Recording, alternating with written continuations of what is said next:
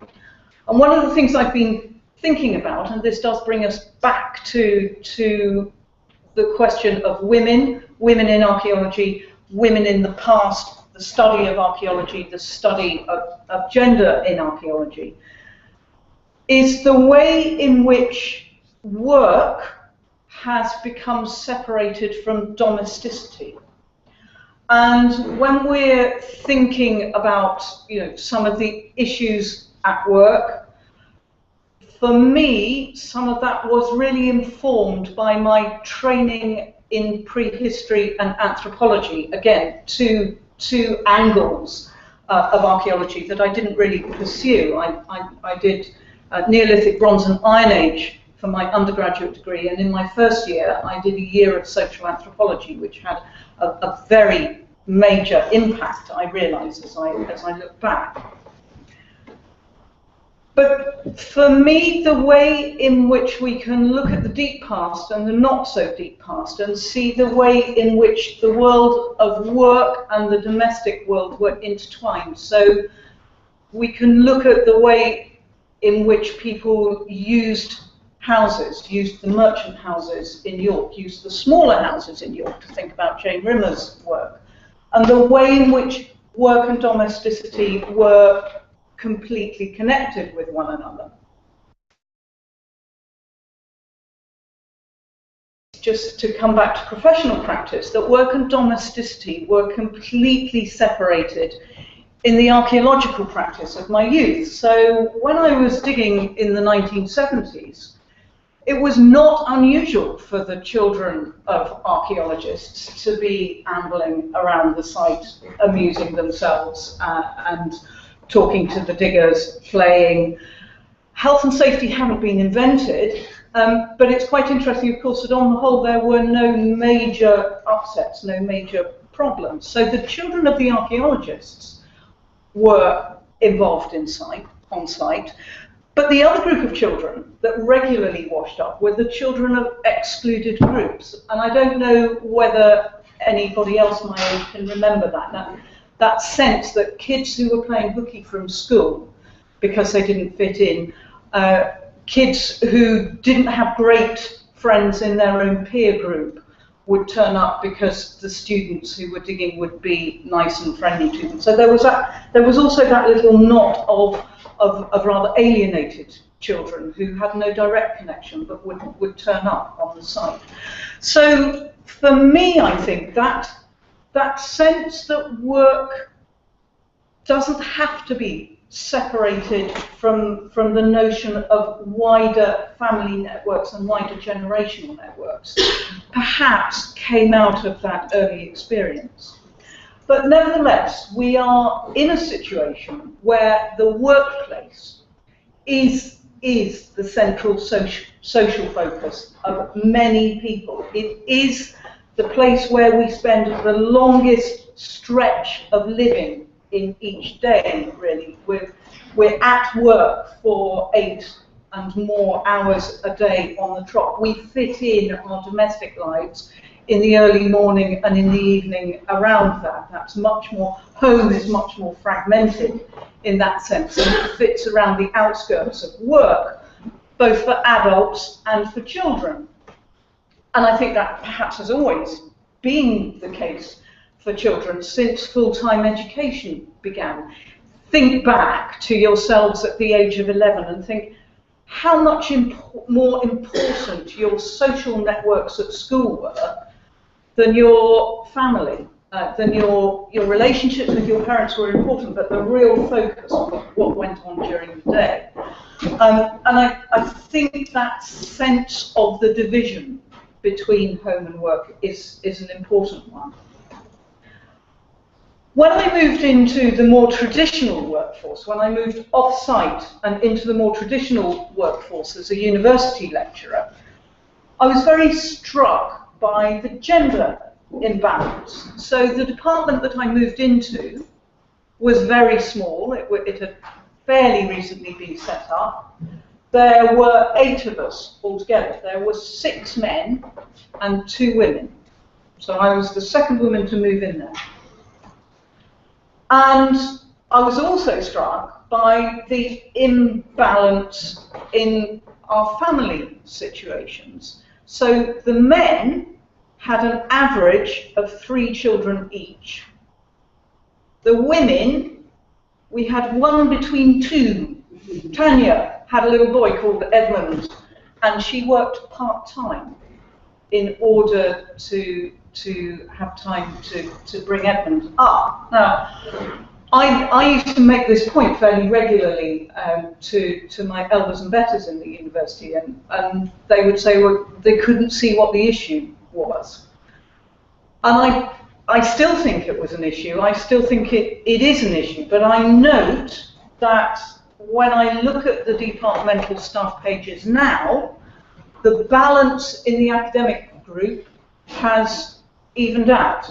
There are 13 men and there are 10 women. I'm no longer close enough to them because I don't work physically in the department any longer to be able to do the calculation of the number of children. But it's evened out, and that seems to me to be a thoroughly good thing. But then when I looked at the position amongst the contract research staff, there are 5 men and there are 9 women. And when I looked at the position amongst the support staff, both the admin support and the technical support, there are 2 men and there are 11 women. And I thought that these structural issues are still operating here in some ways. I recently appointed a new PA to work for me, and she's massively overqualified for what she does. And I said to her in the interview, why do you want to do it? And she said, well, in the end, you make your choice, don't you? And I need to spend more time concentrating on my boys. And so I have decided not to do a job that is going to take me outside a 9-to-5 frame. And I thought that's interesting, and it's still a choice that a lot of women want to make, a lot of other women are forced to make. And interestingly, a choice that quite a lot of men would like to make, but the status issue becomes quite important here. It is not easy for men to say, I want to work part-time, I want to stay at home while my wife goes out to work and earns the money. We all know that there are families in which that happens, and we all know that there is a slight undercurrent, is there not? So those structural issues around gender, I think, still pertain. I think it's better than it was. And I think my attitudes towards it are very much coloured by the fact that I started my working life in that rather sort of, easy, hippie, archaeological sort of excavation context. But nevertheless, I think it's important. We need to note what's going on. So as a senior manager, managing people in all sorts of different functions and different academic disciplines, so all the academic disciplines in the university, plus all the professional support things, so professional accountants, professional HR people, all of those specializations. I remain very concerned about the underlying assumptions in the workplace and their implications for family life, for social cohesion, for the acceptance of difference, and for mental health. And so I caused an enormous stir at Christmas. There's a Vice-Chancellor does mince pies and sherry for all of the workforce in Heslington Hall, which is the main admin building. And everybody comes down, and it's a very jolly occasion, and the Vice-Chancellor stands on the stairs and says rousing things. Having not prepared for it at all, I just said what came into my mind, which was, I wish you wouldn't all work such long hours. I wish you would go home at 5 o'clock having worked in a very focused and concentrated way. And then it stops, and you go home and attend to all the other stuff. And while I was standing on the stairs, I thought, how far am I going to go with this? And I said, because I think it would be better for you, because I think it would be better for us. And I nearly said, and because really enormous amounts of time are wasted with the time that you all spend in lawyers' offices and divorce courts because you don't go home at 5 o'clock at night. And then I thought, no, Jen, don't. We'll tread on too many toes. So my current thinking is around the difficulties that structural gender relationships and structural attitudes to families. When I take my dogs to work, which I do from time to time, it was okay at the King's Manor, where we were all archaeologists and we were away from the sort of oversight of the main university and nobody really knew what was going on. So King's Manor is routinely full of children and dogs. But the main campus is not, and there is a kind of slight intake of breath when I take animals into work, which I do from time to time because I need to. It's the only way that I can deal with them and make sure that they're okay.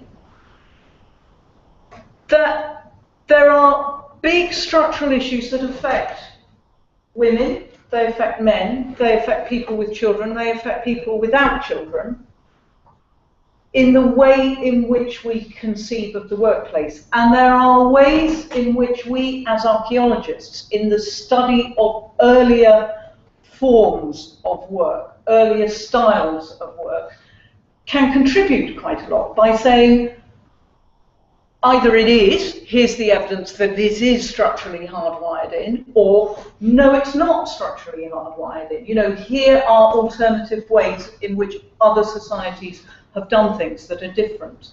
And we can really use the subject material of archaeology to help make those wider arguments in theoretical terms.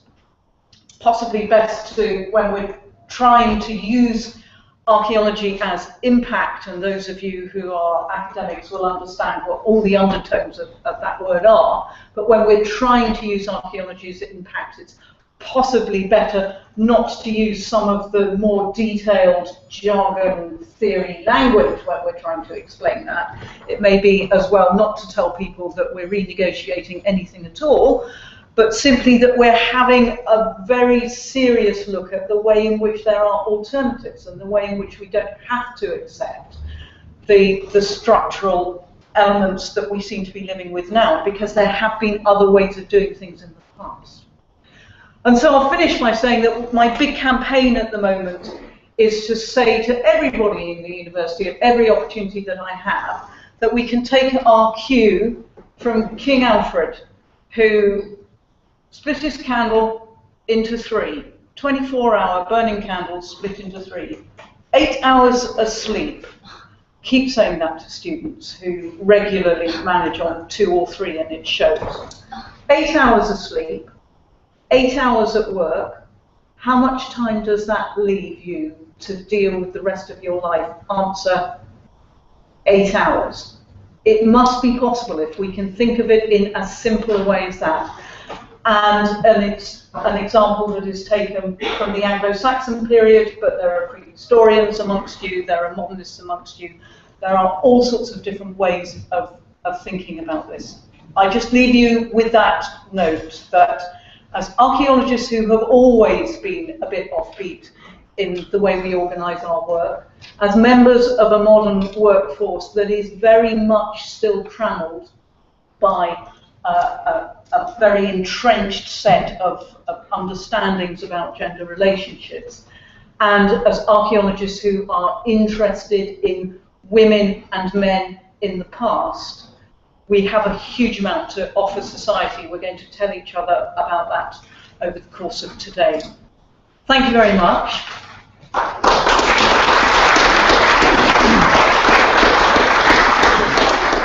And now it's my huge pleasure to introduce Rosemary Cramp, who was a bigger influence on me than she possibly could know, to speak to us now about blazing the trail for women in archaeology. Rosemary, thank you very much.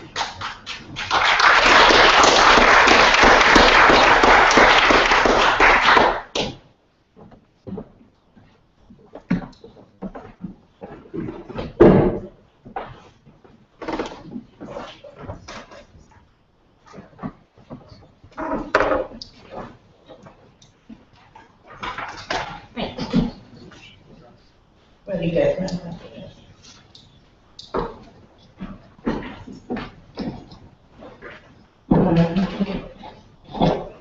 You'll probably hear me anyway. But... Okay? Yep. At the back? No. That's my name. Can you point it straight at them? No, it's not that.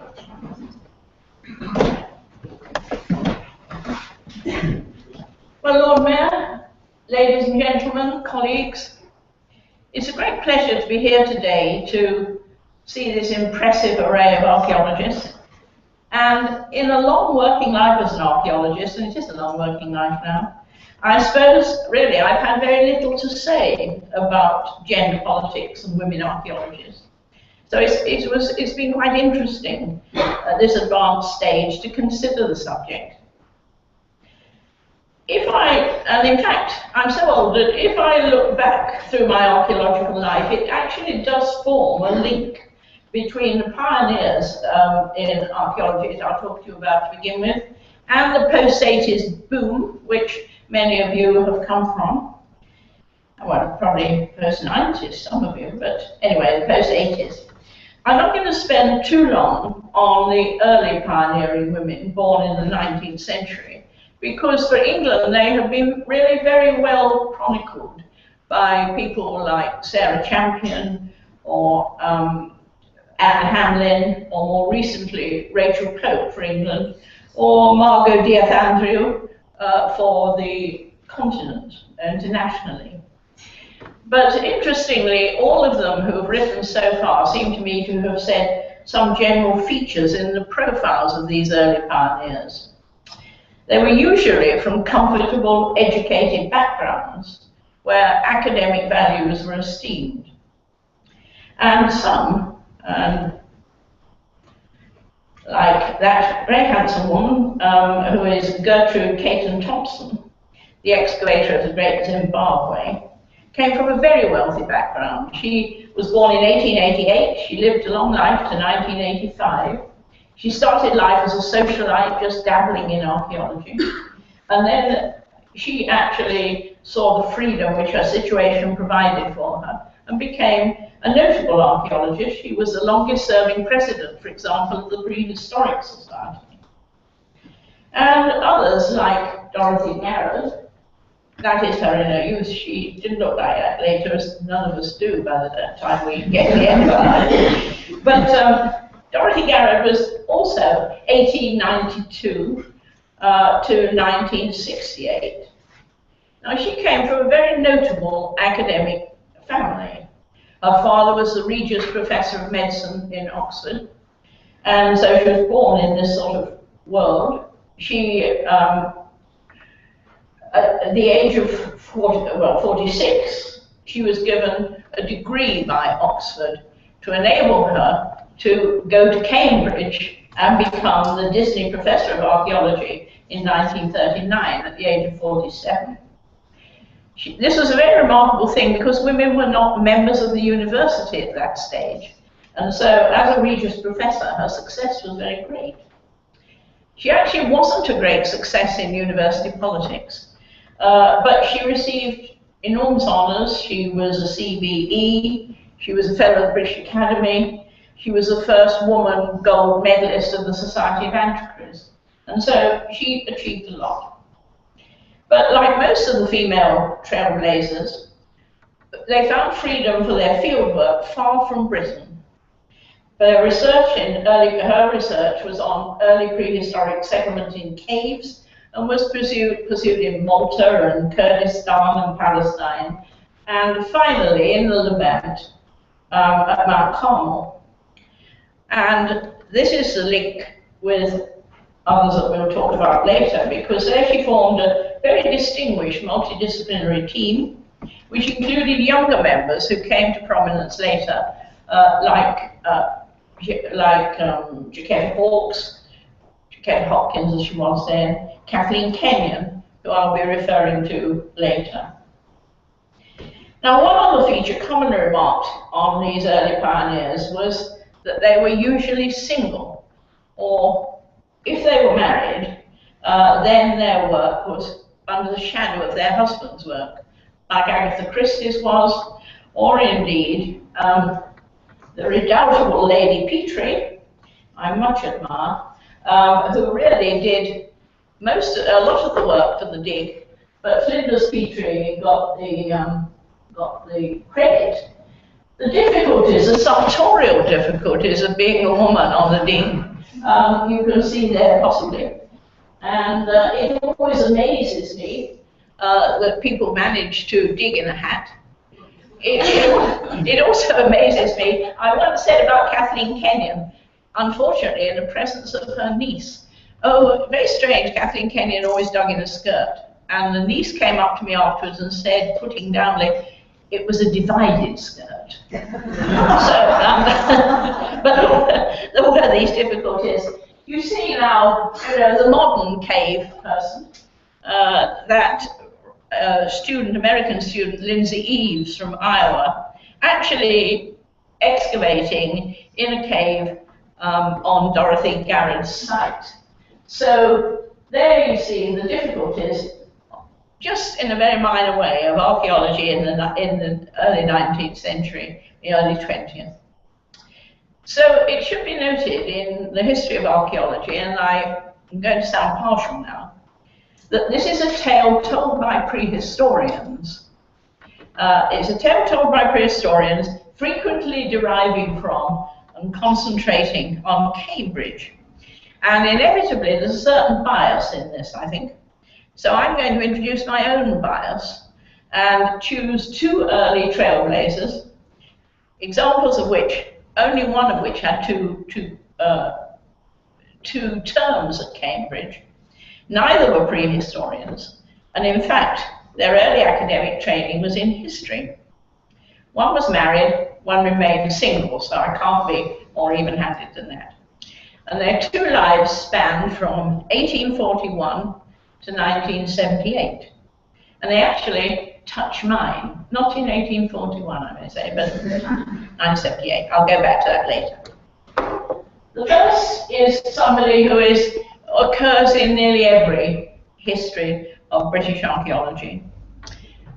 She's called Ella Armitage, as you can see there, and she lived her life half in the 19th century and half in the 20th, from 1841 to 1931. And as we're in York today, I thought she was particularly valuable as an example, because she was born in Liverpool, died in Stockton, taught in Manchester, served on the West Riding Education Committee, and not only in Yorkshire did she serve in education. In 1894, she was appointed to the Royal Commission to investigate secondary education for girls in Devon. And she was absolutely appalled by what she found. She thought it was deplorable education. But she was also one of the first 5 students who went to Cambridge. And she then married, lived a very full life as a busy clergy wife, and she certainly didn't have the freedom which those pioneers that I talked about very briefly before, and which succeeded her, certainly had. Her whole life was a sort of juggling act, and unremitting hard work. When she was 15, in 1856, she wrote a sort of diary that, we solemnly write when we're young, don't we? I've discovered for myself a mission, an aim to be pursued, the emancipation of womanhood from its present thraldom. And she wished to show in her life what women could do. So she said, for this purpose, I will cultivate my mind and improve my talents in every way in my power. So she was educated partly by a governess, and she educated herself and her siblings until the age of 30. And she did a careful study of original historical sources. And by that time, she knew French, German, Italian, and Latin well. And she had a reading knowledge of Greek, Spanish, Norwegian, Danish, and Welsh. Anybody better that here? Not even perhaps some of our continental friends, I don't know. She spent just 2 terms in Cambridge as a research student. And because she was a research student amongst them, she was allowed to read in the library. And the other women who were there at their 5 were not allowed to read in the library at all. I don't know what they thought would happen to the library if they read in it, but there you are. Well, when she was married and became a very busy clergy wife with 2 children, but despite taking a very large amount of time to congregation activities, she wrote her husband's sermons sometimes, she wrote hymns, and she wrote quite early on A Key to English Antiquities in 1890. What she said was, volumes of rubbish have been written about the early history and antiquities of Britain, and it's only with extreme caution that one can pick one's way through the few facts. Woman after my own heart. Now, in one major sector of research, however, she exploded a myth, namely that the Motte and Bailey castles that had been given to the Anglo-Saxons didn't appear in Britain, actually, until after the Norman conquest, and that they were very different from the forts of the Anglo-Saxons. It was very sad to think that her first major paper on this had to be read for her by her cousin, Professor Gerald Baldwin Brown, at the Society of Antiquaries of Scotland, because at that time women were not allowed to give a lecture at the learned societies. She also worked in Ireland, as Elizabeth will know, and she wrote on the Norman origins of Irish mottes. And her major work, published in 1912 when she was 71, Early Norman Castles of the British Isles, she included castles of Wales, Scotland and Ireland, as well as England. Now, poor woman, she didn't achieve the sort of high academic honours that people like Dorothy Garrett did later. She was awarded an honorary MA, which she's proudly wearing there, at the end of her life. Her field work was confined to the British Isles and Ireland, and her assistants were her family very often, who made the drawn and measured records of her castle sites, her daughter and her nephew, and in a final publication, someone called Montgomery, who got most of the credit for it. But in her later life, her passion for travel, which she couldn't indulge when, as she said, she was an impoverished girl when she was young, she travelled widely in Europe and even once to India. But she had to wait, as we see, in time to complete and publish her research. And Joan Coonihan, who has written on her in full, rounds off her paper by saying she perhaps had a wider public for her hymns than for her archaeology. She said of herself, and it's quite sad really, I think, I believe I was intended by nature for an archaeologist, but life has made me a hymn writer, and I will be content to be known as such when my archaeology is forgotten. Now, I prefer to think that she was the pioneer of a subject, the subject of medieval archaeology, which was hardly more than embryonic when I became the first lecturer in that subject in a university in 1955. And it's taken another half century to achieve its potential. So she died when she was just over 90, and her career overlapped with the next of my examples, although I wonder if they ever met. My early 20th century archaeologist is Kathleen Kenyon, 1906 to 1978, so the first 3/4 of the 20th century. She didn't think much of medieval archaeology, as a matter of fact. She wrote in a little general guide to archaeology. The early Saxons and their tribes lived in primitive structures which are difficult to locate and about which we have not so far much evidence, whilst medieval archaeology itself archaeology plays a subsidiary part to history. And that indeed was the view in 1952 when I decided to become a medieval archaeologist. Kathleen herself had been brought up in the British Museum. She was the daughter of the director. She then went to the good academic school of St. Paul's. She then went on to Somerville in Oxford, where she read history, medieval history, and got a third. And that may have turned her off medieval archaeology, I think, perhaps. But she was the first woman president of the Oxford Archaeological Society, and that was the forcing ground for so many Oxford archaeologists in the 20th century. In 1929, she joined the British Association expedition to Zimbabwe as Gertrude Caton Thompson. If you can remember, she was my first person that we showed, as her photographer and assistant director, so soon out of out of university. That was quite a coup. So she joined this early group who found their most freedom in digging abroad, but her methods were honed by Mortimer Wheeler and his wife Tessa, with whom I think she worked even more than with Rick Wheeler.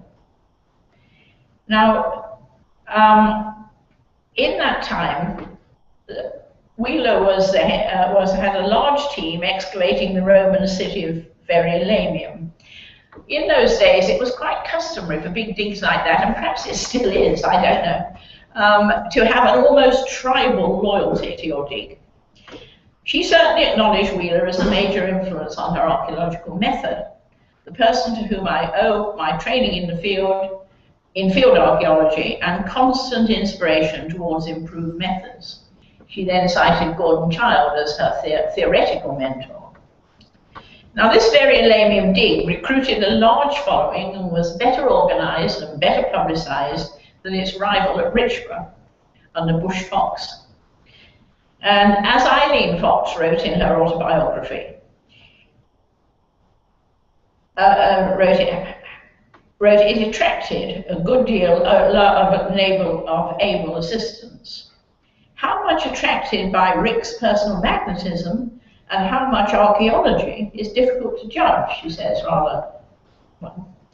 I doubt if St Albans would have suited me, says Eileen Fox, although I might have been better equipped professionally as a result.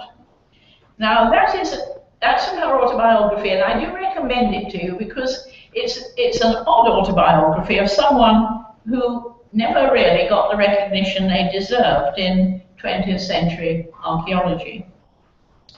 Wheeler did suit Kathleen Kenyon, however, and they shared an extraordinary energy and a sort of bullish drive, although it was probably, as I say, Tessa who worked most closely with her. And Kathleen supervised 4 seasons at St Albans, and in 1934 excavated the whole of the Roman theatre there. But from 1931 to 1933, she combined digging at St Albans with an expedition to Samaria, where she had a large team of workmen to deal with. And here, her stratigraphic methods learned from Wheeler came into play, and also her detailed analysis, not only of the stratigraphy, but of the 7 tons of pottery, which she helped to untangle the site sequence. She never linked it with biblical events as other people did. She really believed that archaeology had to speak for itself. Now, in the later 1930s, she turned to concentrate on British archaeology and recognized with Wheeler that there needed to be people trained. There was a real lack of people working in archaeology at that time, and there needed to be a new training ground. So in 1934, the London Institute of Archaeology was formed, and Kathleen became its secretary, put in by Wheeler, in 1935. And she and Wheeler then taught and worked with students on prehistoric and Roman archaeology, Kathleen. And they took students to dig at Wroxeter and the Jewellery Wall in Leicester, which probably some of you know. And here she unravelled, I think at Leicester, the gradual evolution of a Roman town. She showed that the Forum, by the 4th century, went out of use, became a large public bath, and she suggested correctly that, I don't know where wrong with this. Never mind. That standing wall that you can see there, which is a Roman wall, survived because it became part of an Anglo-Saxon church. Now, this was a trailblazing prelude to much later urban archaeology, such as we have now in York. But in 1931, war intervened and forced an end to excavation. And she must have made quite a name for herself, though, because when a couple of years later than that, I found a Roman site on our land, she was the only archaeologist I had ever heard of, male or female for that matter. Well, I was an ignorant child living in the country. But I wrote to her, and she wrote back to this importunate schoolgirl to say that what I'd found was evidence and should be protected, not dug not dug into by me and the rector, as was happening at that time. I'm always very nice to children wrecking digs now. But I did stop, and I then went on to the sort of career I had. But I never met her or was able to thank her until the mid-70s, actually, when I was a professor in Durham, not long before she died. And by then she was the mentor for so many students, and her little book, Beginning in Archaeology, was a handbook for many of them. During the war, she worked in the Red Cross as well as keeping the Institute afloat, but post-war, she was involved in that enormous clear-up of cities, which, particularly in London, with rescue operations in urban areas. And there are some unpublished records, I understand, which tell of her efforts to get money for this and for other towns in Britain, and how she became a thorn in the flesh of the then Chief Inspector of Ministry of Works. And in his notes, he often refers to that unfortunate and tactless female who intervenes. She did, however, achieve a position of power in 1944, when the Council for British Archaeology was founded to represent all aspects of modern life. And, you know, we have the CBA here in York. Kathleen was its first secretary, and from that position fought for money and resources, but she really wanted to return to Near Eastern archaeology. Oh, sorry, I meant to show you this. This was her drawing of the Roman Forum and Basilica at Leicester, and it's the sort of plan we all did. That's how all our early plans looked in those days, I may say. It might took me back.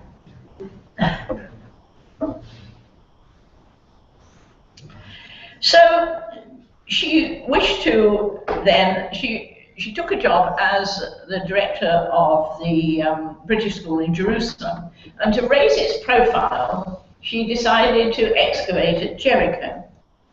And she put in a huge trench at Jericho, which is still visible, actually. I was amazed to see when I went to Jericho a few years ago. Now, this isn't really the place to describe the archaeology of Jericho, obviously, but the old type of shaft that had been put down in the Holy Land was a bit like that. You just went right through everything, down to the bottom. And this was what she really wished to work against. So she was, she excavated there for many years, really, and it's difficult to exaggerate the importance of what she found, because she showed that settled urban life began at least 2,000 years earlier than had previously been considered, and as she showed in her archaeology of the Holy Land. But before she finished the final analysis in 1961, she embarked on another massive project, which was probably a stupid thing to do at that stage. She started to excavate at Jerusalem, and at the same time became principal of St. Hugh's College in Oxford from 1961 to 7. When Jerusalem finished then, from 1973 to when she retired, she was engaged in university administration, and she didn't have the sort of backup that we all expect now for post-ex. Nor was she really good at delegation, one must say. And although she continued to work on her reports until her death in 78, others had to finish them. And for this she's been much criticised, but these were huge projects which wouldn't be worked on by today. It would be a posse of specialists, the sort of specialists that many of you here are today, and working full-time for a considerable period. And nor would there be, I think, such monolithic management as she showed then. But she changed the face of Near Eastern archaeology and established a commanding position in British archaeology, for which there was no immediate successor. Now, in the history of British archaeology in the 50s to 70s, it's been seen by those who've written on archaeology, and I've just read this up recently, as a time when female talent in archaeology drained away. And people like Jaquetta Hawkes changed their subject, Peggy Piggott moved into other subjects and moved abroad. Only people like, oh, that was one of Kathleen's sections. That is Molly Cotton, who represents another sort of archaeologist of that period, one with plenty of money and who could work as a freelance. But there were people working in archaeology at that period, in museums, and then in the 60s with the university expansion that included the foundation of new and independent archaeology departments. And it was in this period that the subject consolidated itself, I think. And it was because those of us who got professional posts in the late 60s were spread so very thinly through various universities that I suppose we appeared invisible. And it takes about 20 years normally to get to the bottom of in a university, or it used to. I think you can do it more quickly now, to get to a professorial chair at the top. And people would say, people suffered discrimination then. Well, I can honestly say I never suffered any discrimination. My career trajectory was just the same, I think, as the male trajectory at that stage. And I was very interested to read in Diathandriu's account of Scandinavian archaeologists that my old friend Charlotte Blindheim in Norway also said she never suffered any discrimination in her career. But that was the university and the museum sector as well. The established governmental institutions were quite different, and there were very few openings. At one stage, Dorothy Charlesworth was the only inspector of ancient monuments in the ministry. And also, I'll say something about other commissions now. I had an encounter with the male ethic of the Ministry of Works, which I will retell to you. When I was a young archaeologist, I'd been asked to go to Bury St Edmunds to give an opinion on some sculptures there, and in the morning, and I was met by the then Chief Inspector with an entourage of young men following him, some of whom were my friends and had been colleagues with me at university. So we looked at the things, they listened courteously to what I had to say, and it came to lunch, and the Chief Inspector said, well, thank you, Miss Cramp, it's lunchtime now, we'll see you back here at 2 o'clock. And left me standing by the side of the road, opening and shutting my mouth, while my younger colleagues went away saying, sorry, sorry, and after him. And I was so furious. I went into the most expensive hotel in the town, ordered a very nice lunch, ate it in a very leisurely way, and came back and handed him the bill. And when I asked my male colleagues after, what was that all about? They said, and they didn't seem to find it was odd, oh, it was just because when he takes the younger colleagues out, he likes to unbend and have a pint and sometimes even to play darts. And Rosemary, you couldn't have done it if you had been there as well. So that explained it. And there was a similar attitude in the Royal Commissions at that stage, which I found quite interesting. I became a commissioner for Scotland, and the then head of the secretary of the commission was a much older version of that young man. There he is in his Durham robes as an undergraduate. He later, this is Kenneth Steer, went on to become one of the monuments men, actually. And I said to him, it's very strange, Kenneth, that you haven't got any investigators, any female investigators in the commission. And he said, oh no, goodness, we couldn't send women in the team to stay away overnight with men in remote places. Their wives would not stand it. So that was the reason why it took so long to get the very first person into the Royal Commission for Scotland. But in that period of the 70s, 60s and 70s, I think most of you know who are here today, there were quite a lot of women in local archaeology. There were notable people in every region of archaeology, and if you look to what was published in the regional journals, women were publishing quite markedly then.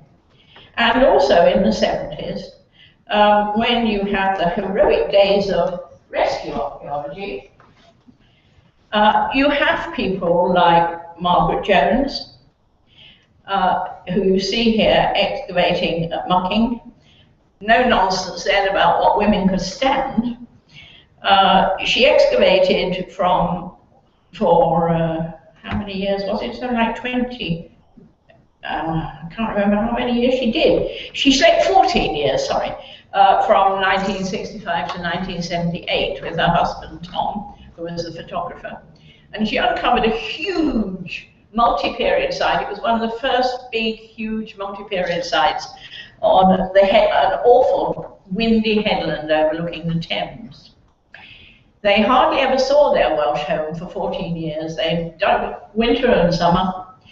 They had shower huts in which everybody could take their cold showers. And those people, and there were hundreds of students who went through this mucking experience, who successfully completed, I think, a tour of duty there, found it a mark of honour, almost like getting the Duke of Edinburgh's Gold Award or something.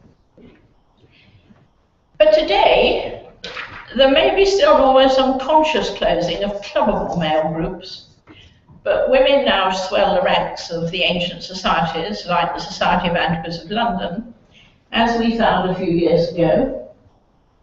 And if you look very hard, you'll see quite a lot of people you know there, including one of your later speakers, if I can only find Elizabeth. Yes, I can see her, but rather hidden away. Jenny Price of York there on the left, and so on. Now, this was only a group of people who are now antiquaries, but I was very cheered by it because they came from all types of archaeological work, and they came from the Orkneys to Cornwall, from Ireland. The president of the Society of Antiquaries of Ireland was there. And also, it was marked, just as the mayor, being a female today, has got us together, so Margaret Hodge, who was then the Minister for Culture, was representing the government there. Alison Taylor, who was with IFA for a long time, myself looking in better shape than I am now, and on the right-hand side, that amazing woman, Beatrice de Cardi. Now, I would really like to pay homage to Beatrice de Cardi, because really she is the link between the people I've been talking about, formed by Rick Wheeler, digging in the Middle East, making an enormous contribution to British archaeology because she was the CBA secretary for so many years. And we will celebrate her 100th birthday in June this year. And she's still looking fine. So that's very nice. She was indeed a trailblazer. Now, when I was listening at the beginning, and we were told about women engaged in archaeology, I agree that now perhaps no door is really closed to them, although sometimes it's quite a hard push to get through. But, and in some of the things that are written, and I'd like to put this right, we shouldn't allow our preoccupations with perceived inequalities to result in rewriting history. And I am recording this only because it is in print, and I only read it when I was getting ready for this lecture.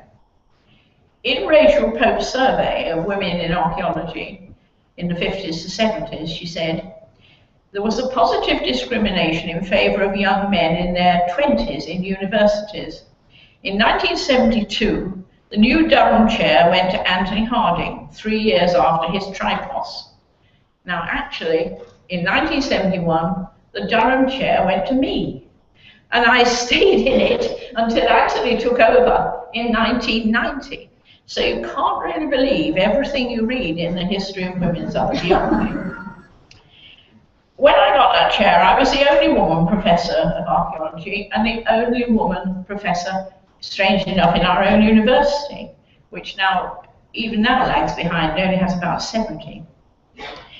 And I have looked at really what was said before. I'm taking up your point, that in universities now, there does seem to be a little dip in the top levels of archaeology.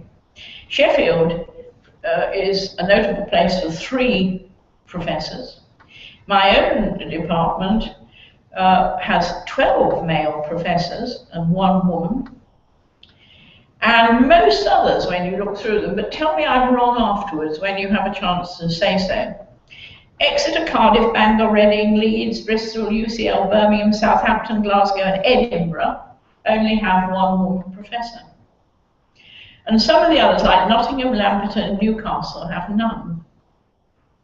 In the units, though, and the professional organisations, there are a large number of women.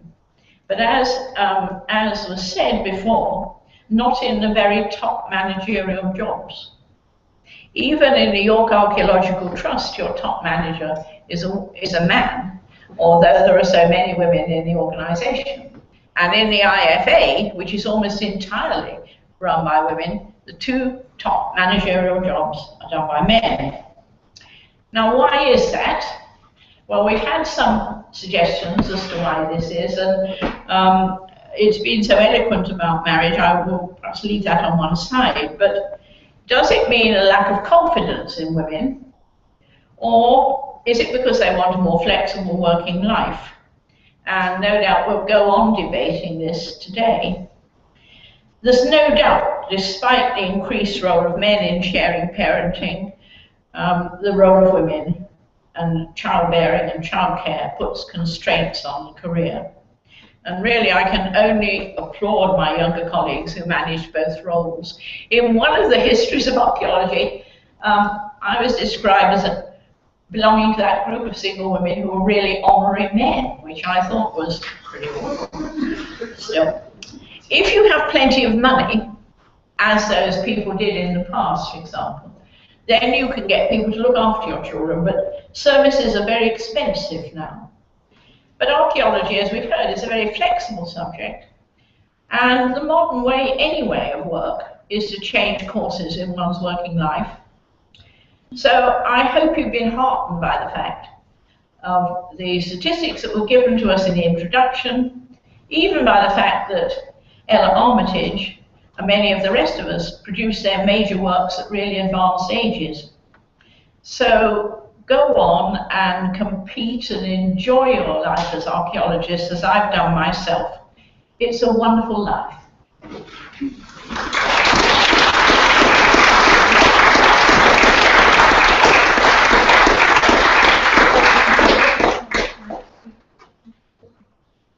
Yes, that's what we thought.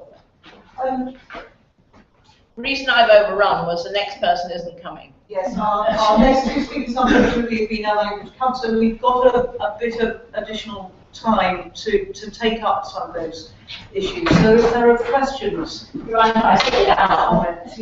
Every archaeologist has a knee problem at the end of their life. Not if they decided to become a building site. That was the answer. Questions and comments and amplifications. Ooh. Yeah. Hi. I was at a gender equality conference in Swansea last weekend, and the Vice Chancellor of Bath University, whose name escapes me, she's an older lady, has said the same thing, that many, many women are in academic positions or archaeological positions, but we're in the lower end, or the mid-range, but not the upper range. So it's interesting to see that carried throughout, because she wasn't talking about archaeology per se, talking about professors. Yeah. When she went to Bath Spa, there were no female professors at all, so they went after that. And now there were 12, but there were none. So yes, I think that's quite true. The upper levels don't have. Yes, and that may not entirely be just blockage, or a glass ceiling. I mean, There are glass ceilings, I'm quite sure, and I'm sure there were glass ceilings in my life, and I probably was so insensitive I didn't understand when I'd hit them. But nevertheless, there is a reason why, and I think it's, you know, you put the case, didn't you, about the difficulties of bringing up children and making that choice. It's not just the having of children, it's the disruption, I think, that the separation of home and work create, and the different approaches to that between men and women. I'm getting a bit of big move of it. Between approaches to that is what I think I'm getting at. Well, and I think it would do us all good for everybody to change their working practices in some way, so that everybody has a bit more of an even chance at this. It's not just to do with who brings the kids up. I'll only say one more sentence. That in Sweden, they avoid that by, if a woman leaves the workplace to have children, they shift her imaginarily along, so when she rejoins, she's further up the ladder, as she would have been if she'd been there. Yeah, I think, though, it's, let's be fair, in the past, little boys were, you know, taught how to compete and so on, quite early on.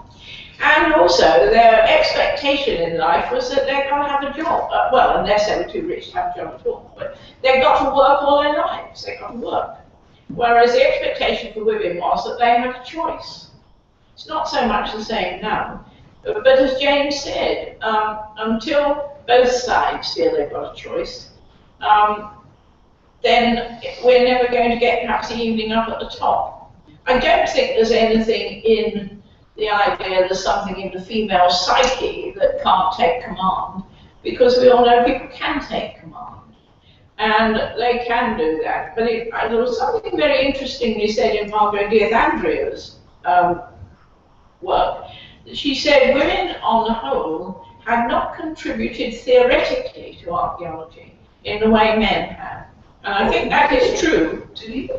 I think that is up to a point true. Most of the theorizing so far, until this present generation of my young colleagues, people who are now in universities in their 40s, are theoreticians. But on the whole, theory has not been part of the working life of, or even in university life. Yes, sorry. Hi there. I was also at the Swansea conference a few weeks ago, and I was really taken by your point about a greater work-life balance for all. And I asked one of the obviously speaker that was there about this idea: do universities need to change in order to make those top roles more attractive to women and more flexible, and to enable a greater work-life balance?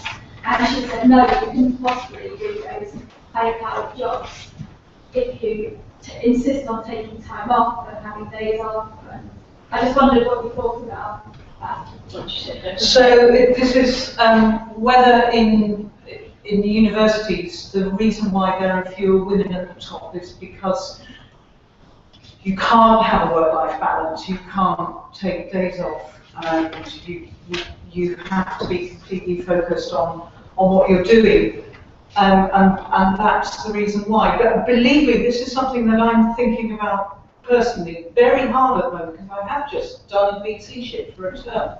And the response to that from everybody is, well, where are you going to apply now? And it's a really interesting question, because in saying I like my life, and I'm hugely loyal to the University of York, which I think is one of the last humane universities in the country, possibly the world.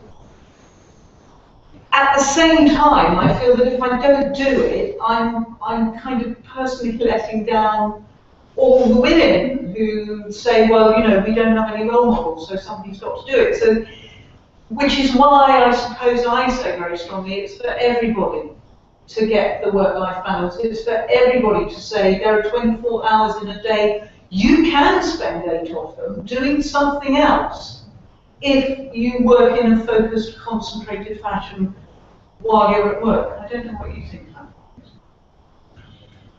I think it's quite hard to do today, and people seem more driven than they were in the past, as a matter of fact.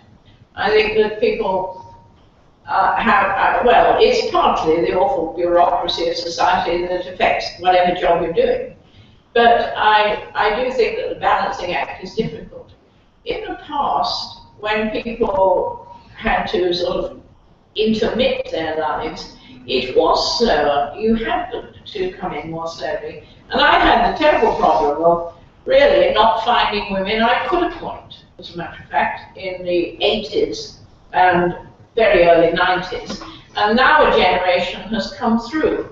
But I wasn't going to say, and perhaps some of you feel I should have done, we'll appoint them at a much lower level of achievement against their male colleagues. I do honestly think you've got to have the same level of achievement, but you've got to look at what achievement really is. So I think it's extremely difficult not to work every hour God says now, but perhaps shared jobs, although they can be maddening to people who have to deal with people who are doing shared jobs, are one answer. And changing career patterns is another answer, really. And enabling yourself to write and to do things that you want to do. So, I mean, I found that when I was administering a department, I really couldn't finish my archaeological writing and had to retire to do so, and don't regret it. So perhaps that means that you work less long, even though we're told that we're going to have to go on for ages and ages. I don't know. Yes.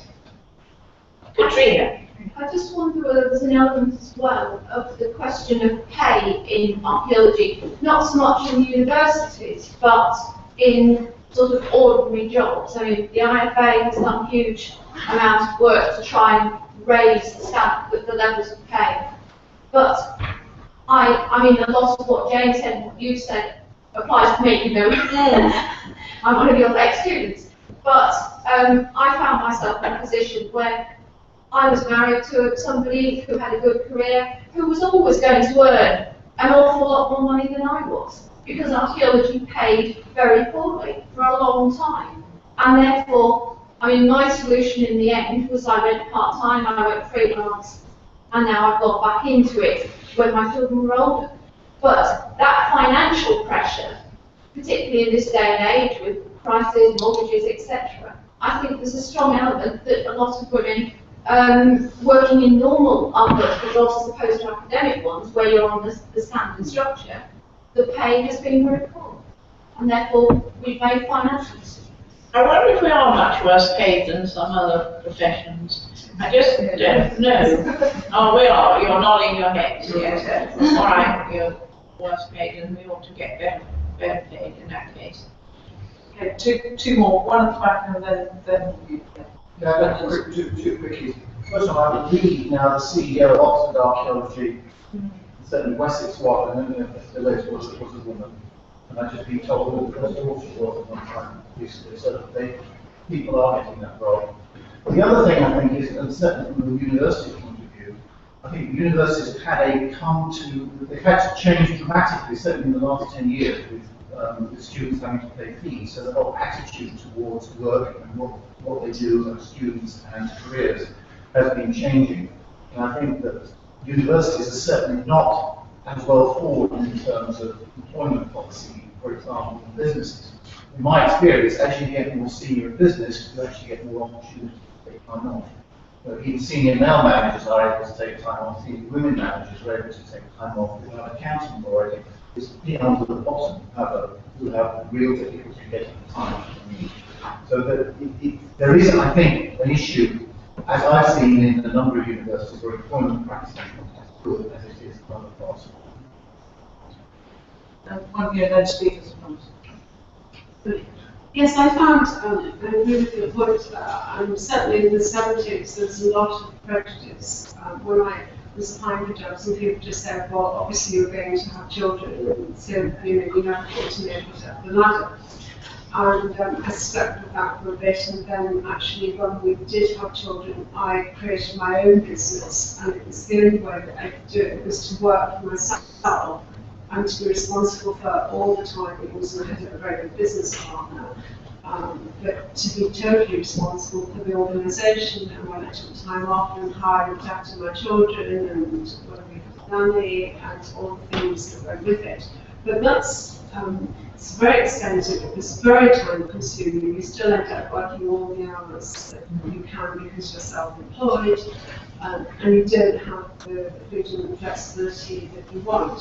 But in later years, I was very lucky, I found large international companies that finally have accepted the idea of flexibility and the concept of working from home. And that should be very easy for many, many roles now. You can work, with your computer, you've got email, you can phone on people you need, you can Skype, you can have virtual meetings.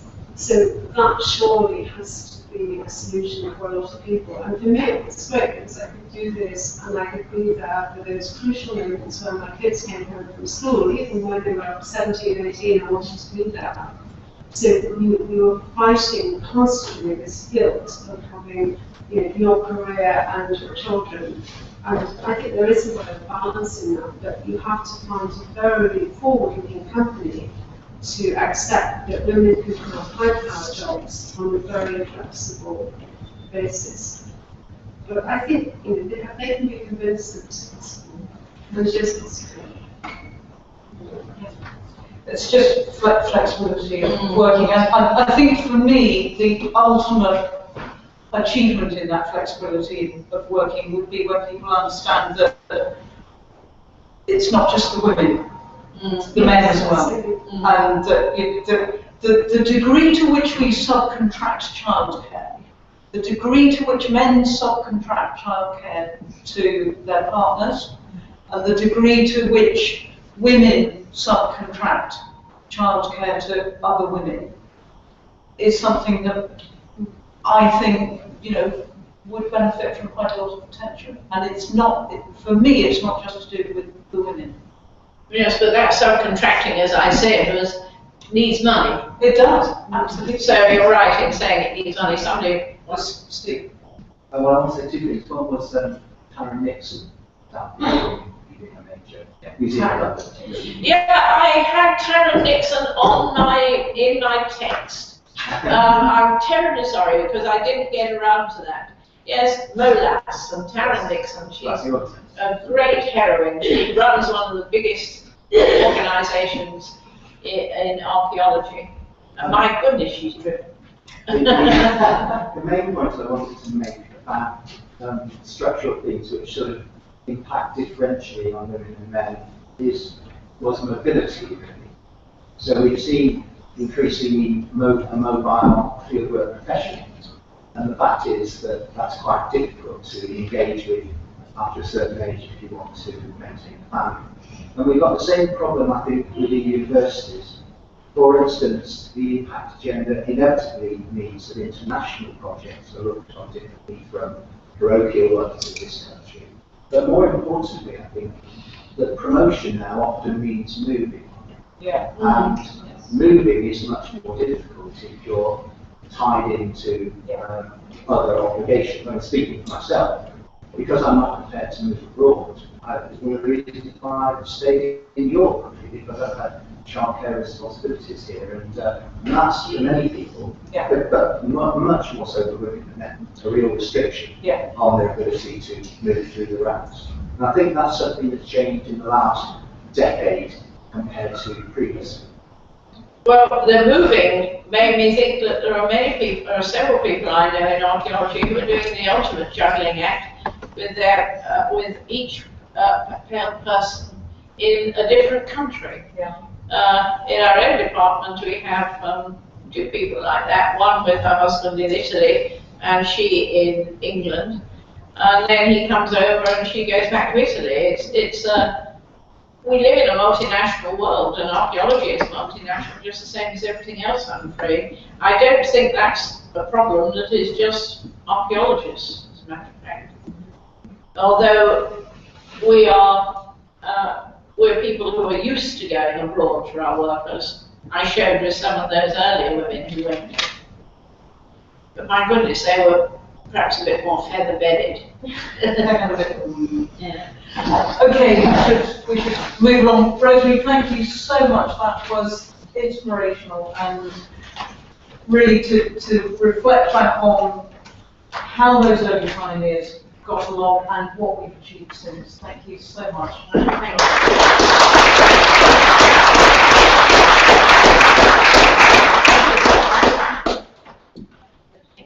you. I'm ready for the next one. It was a nice segue to Italy.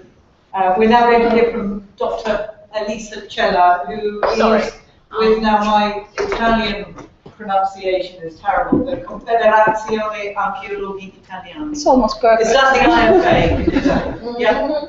Okay. Thank you very much indeed. Oh, it's really hard to speak after the inspiring words of Professor Crump. Must have been.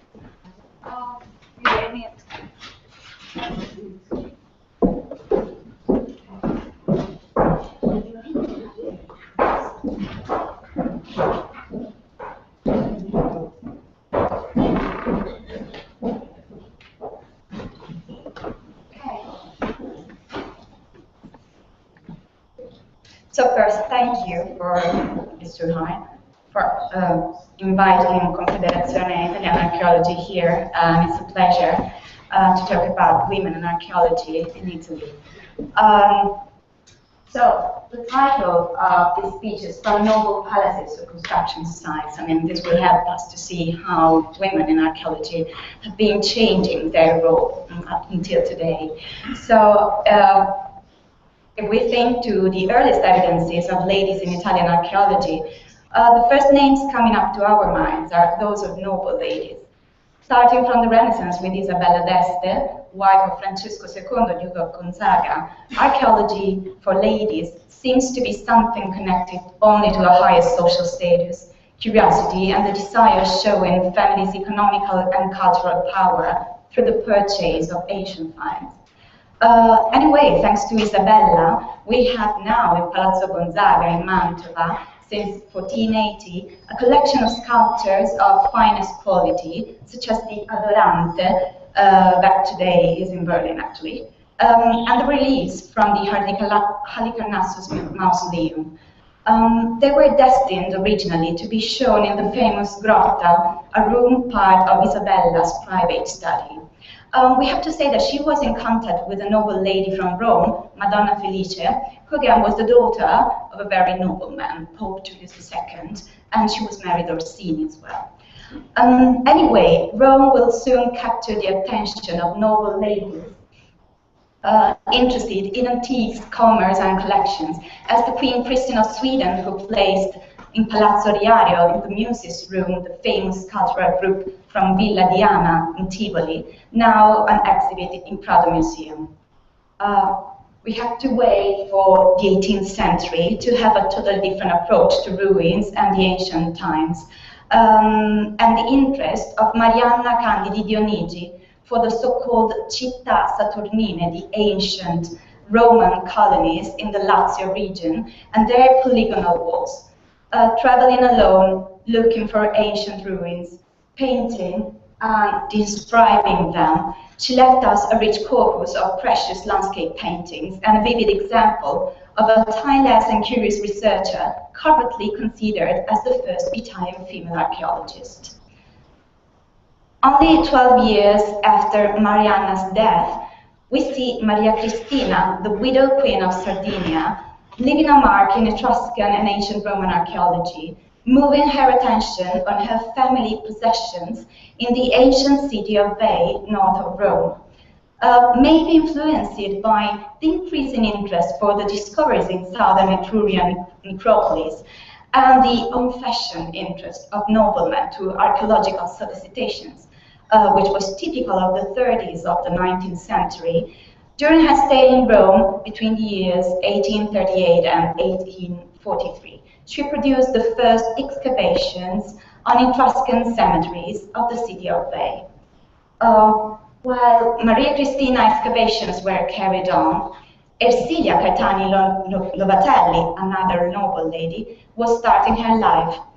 Her descendant, Gelasio Caetani Lovatelli d'Aragona, remembers her as a woman of great culture.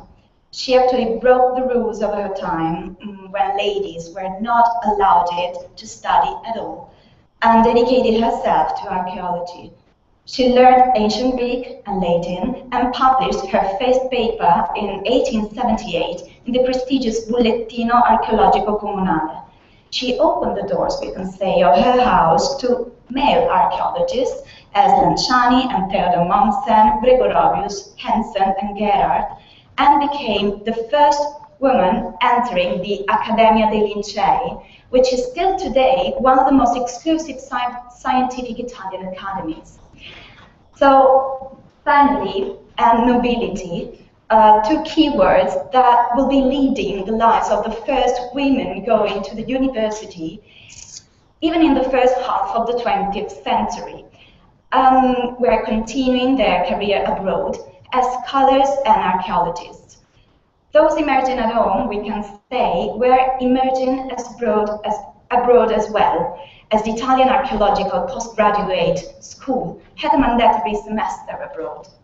So the Italian Archaeological School of Athens, we will call it SIAI, was established in the year 1909 to host Italian archaeology scholars in Greece. And exactly 100 years ago, so in 1914, welcomed its first female graduated archaeologist, Concettina Campanile.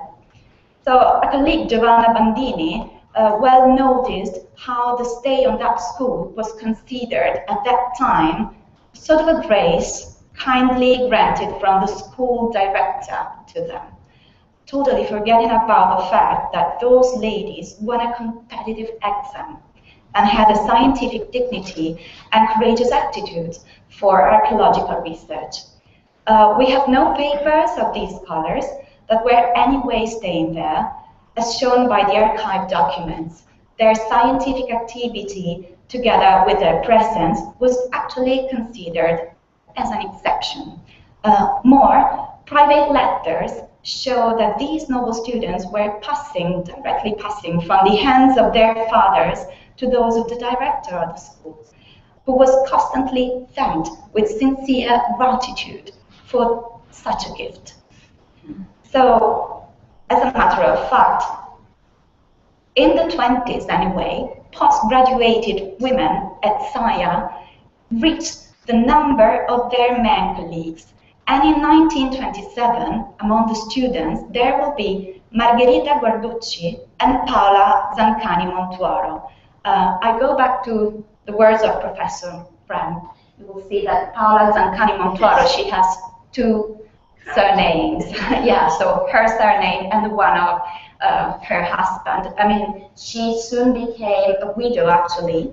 So we cannot say that she lived in the shade of her husband. And actually, we have in Italy that ladies, they were obliged, it was mandatory to join the two surnames once you were getting married.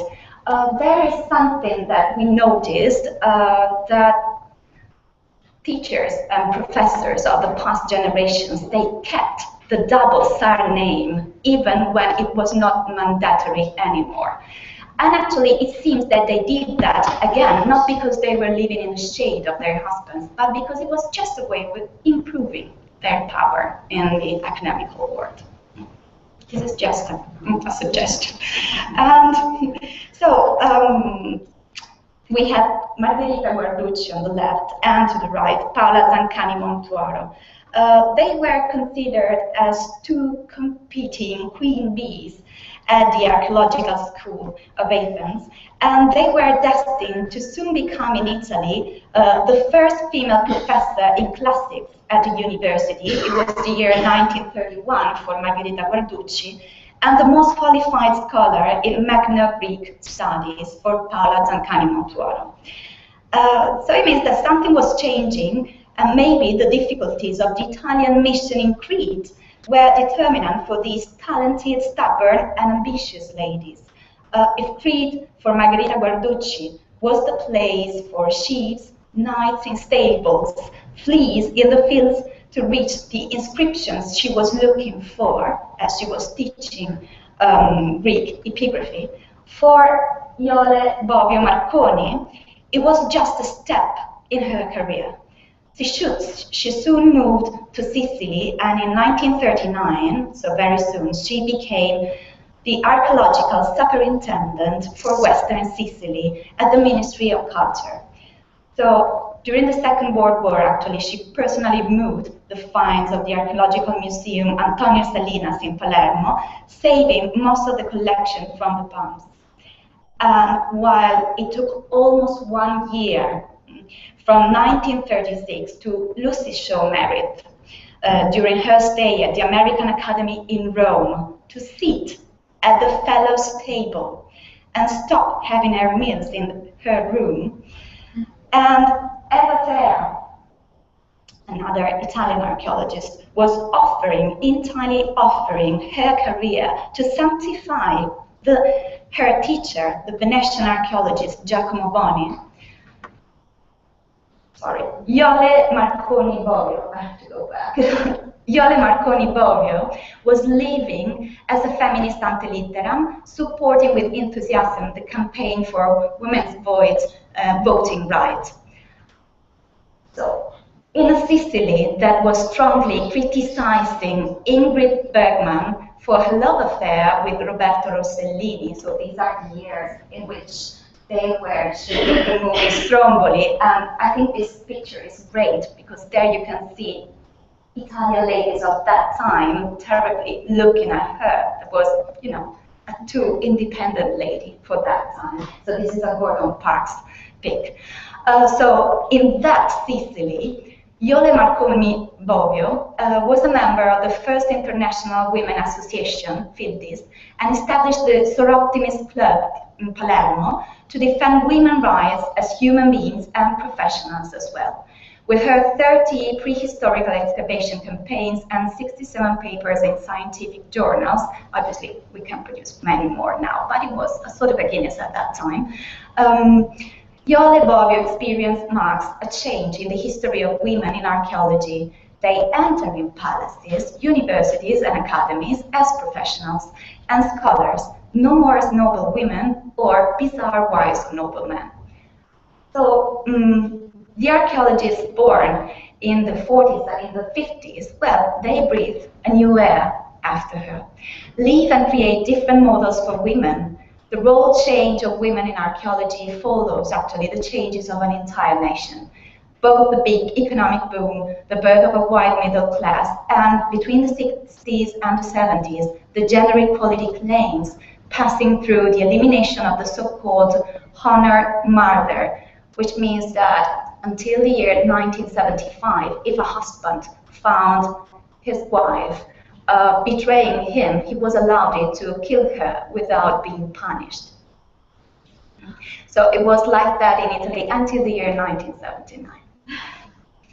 My mom, she was born when, you know, we had this kind, you know, a honor murder. So,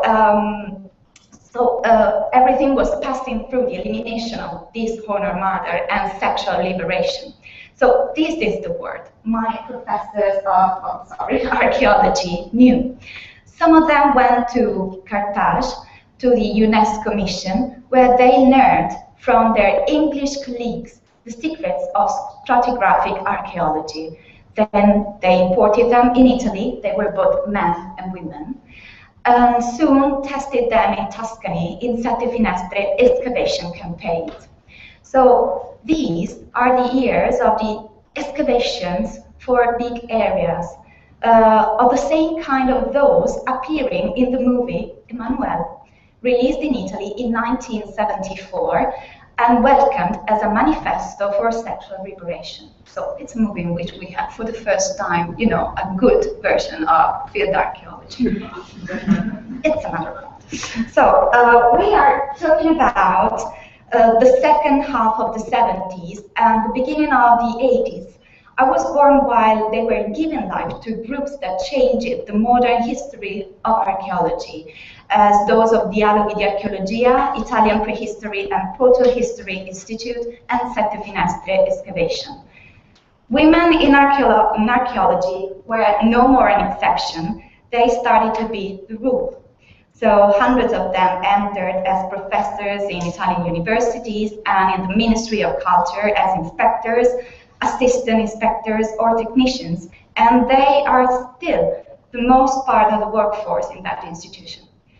They gave to the next generation, which is my generation, the chance to think that a female archaeologist is actually the main rule. And not only, we can say today that archaeology in Italy is pink, as you can see. So, Confederazione Italiana Archaeology, which I'm representing here today, is the Italian partner for the Discovering Archaeologists of Europe, DISCO 2014 project. Being part of this project gave us the chance to have, for the first time, a first idea of the characteristics of our job. We do not know, actually, the total amount of archaeologists working in Italy today. We have an estimated number, we have an estimated population of 8,000 people. So the survey, anyway, referring to this estimated population, covered the 8% of this population, and it shows that the 71% of archaeologists is female. They are women. So this result is exactly the opposite of what we get from our national stats, in which women employment stops at the 40%. So it's exactly the opposite, as you can see from the arrow stats in the corner right below. So anyway, talking about private aspects, the 50% of them has not a husband or an official partner. And among that, 37% of ladies who have one, only the 21% of them choose another archaeologist as a partner. So, talking about the myth of the famous Italian mom, well, forget about it if you're talking to a woman working in archaeology, as only the 81% of women working in archaeology have no kids, according to our sample. And that 18% left have no more than one. Well, actually, this is even more, having one baby, even more than what we know from our national stats that show that Italian mothers are actually disappearing, as we generally have less than one son for each couple. This is what they are saying. So maybe the archaeologists having babies, they are very optimistic ones. So 38% of them, anyway, said that their working conditions changed since they had a baby. And for the few who answered to the next question, well, they changed for wrong. But what about efforts and benefits? Talking about the education level, 41% of women in archaeology have a BA, and 42% of them have a specializzazione, which means a specialization, a postgraduate 3-year diploma, a PhD, or a postdoc. So we would expect them for permanent positions, which in Italy are traditionally considered the most stable and granted ones. The truth is that only the 44% of them was offered a permanent position. So among them, only 25% of them have one. For the 40% of us working in archaeology means being a freelance, which today means working in Italy in a no-regulated labor market with no social assistance at all, no gender politics, and, as shown by the data, having archaeology as one of 2 or more different professions. As for only the 44% of women working in archaeology, it is a full-time job. Please notice that the 27% of women working in archaeology of our sample answered that they have no job at the moment. So actually, we are definitely overqualified for that. Well, looking at those who are working in archaeology, well, they work in archaeological sites for the 19% of the cases, which is the same identical percentage we have talking about those working in an office. But the 31% of the women working in archaeology stay in excavation campaigns that for the 94% are following infrastructural works. So this means that finally, from noble palaces, today, women in archaeology have now entered in construction sites. So, talking about the future, the 81% of the archaeologists of the sample say that they are not satisfied at all of their working conditions, and only the 37% of them are not thinking to change their job. So for sure, 50% of them, anyway, is ready to leave the country and work abroad. And this is valid for women and men as well. There are no differences in this case. Again, to go back to Professor Kramp's words, talking about top-level positions. Who is keeping them today in Italy?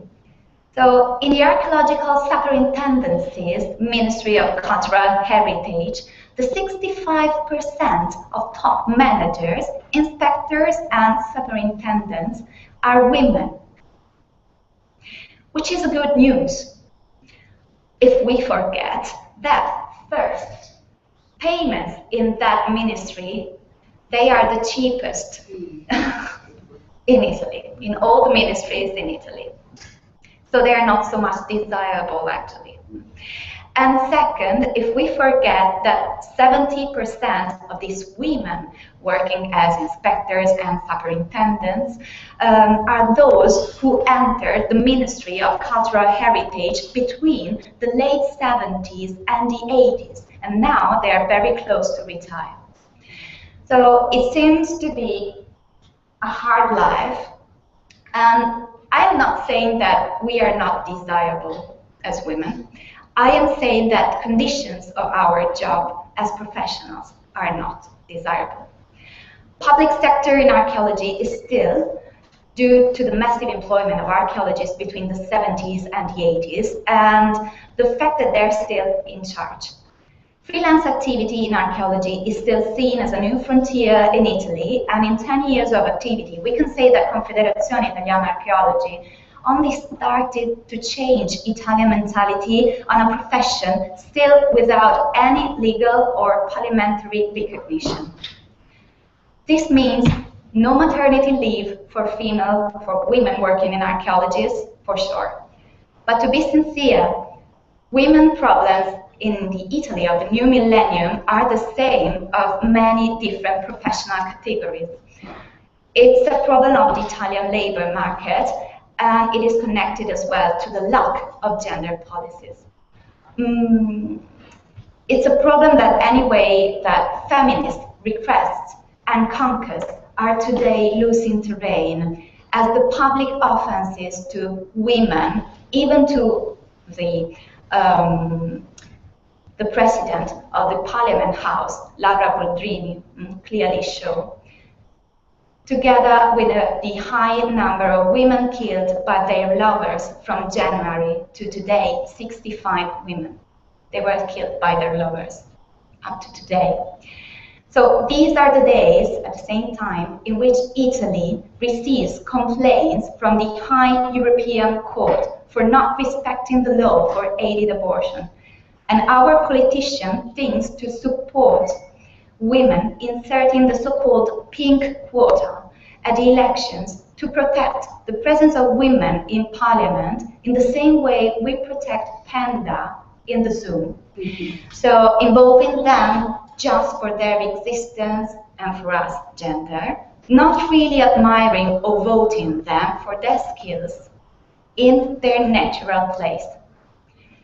So, talking about women in archaeology, we have to say that there are two dedicated websites that clarify the fact that it seems that we are resisting under a big pressure. This is the name of this group, Archaeology che resistono, which means women in archaeology resisting and not existing, actually.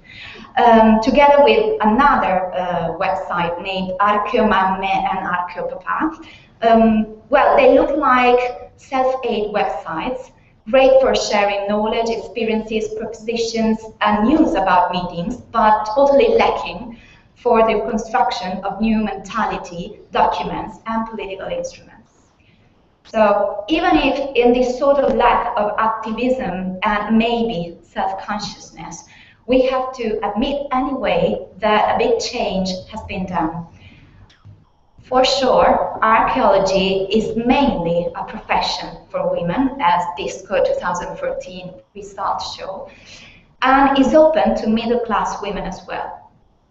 We have to know anyway that the last selective exams in 2008 for inspector at the archaeological superintendencies have seen 65% of women applying, which means 65% among the total amount owning a PhD or the famous 3 years postgraduate diploma named Specializzazione. At the university, the last national selective exam that closed only 1 month ago for a position as a professor has seen among 160 participants 66 women applying, while for the position of assistant professor, among 553 applicants, 100, we can say only 167 were women. In both cases, the 50% of women applying, well, they passed the exam, which means anyway that only 30% of women passed that exam in both cases. So this is not so much, and this is again something connecting these data to what Professor Krem said before me. So it seems that women in archaeology are, an army today. But there is still a lot to be done to gain proper working conditions and high-level positions. The fact that for the year 2048, all the fellowships in the Archaeological School of Athens were awarded to women in archaeology, so 6 fellowships given to 6 ladies, gives us high hopes, as 100 years is just 100 years after the first woman ever entered there as a postgraduate student. So we will see what will be happening in the next 100 years. Thank you.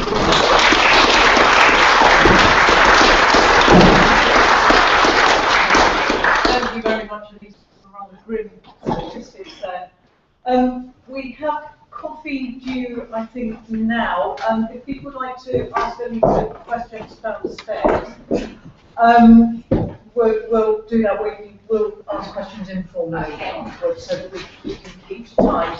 And I should say that in my rush to get things started this morning, I overlooked Julie's introduction, but she says that it's quite interesting now to reflect, having heard the morning, so she's going to have a word or two to say at the end of the morning, and my apologies for that.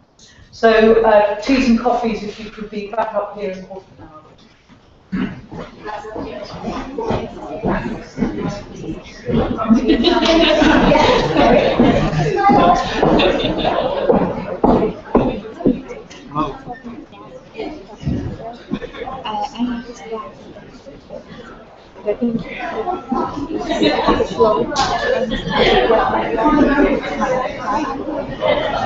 Does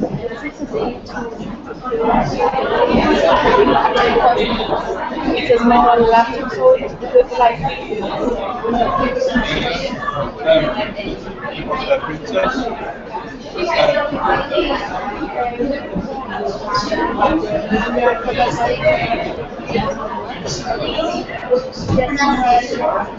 Are you on next? yes. Right. We've got your presentation. I'm just putting a message on the podcast. Just to look.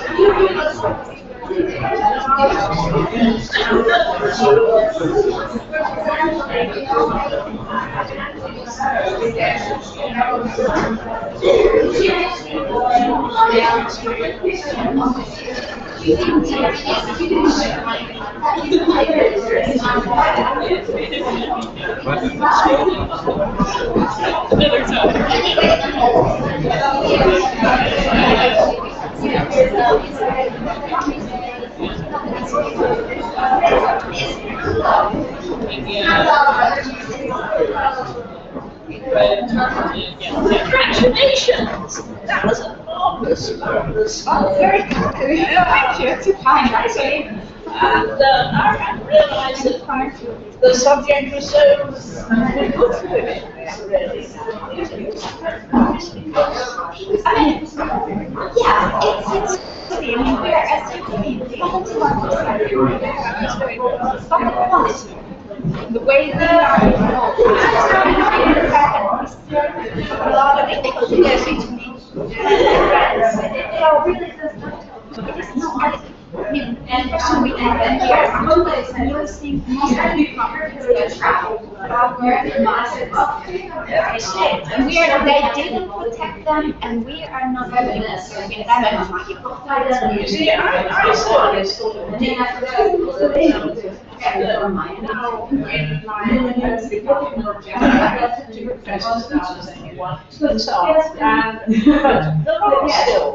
amazing people.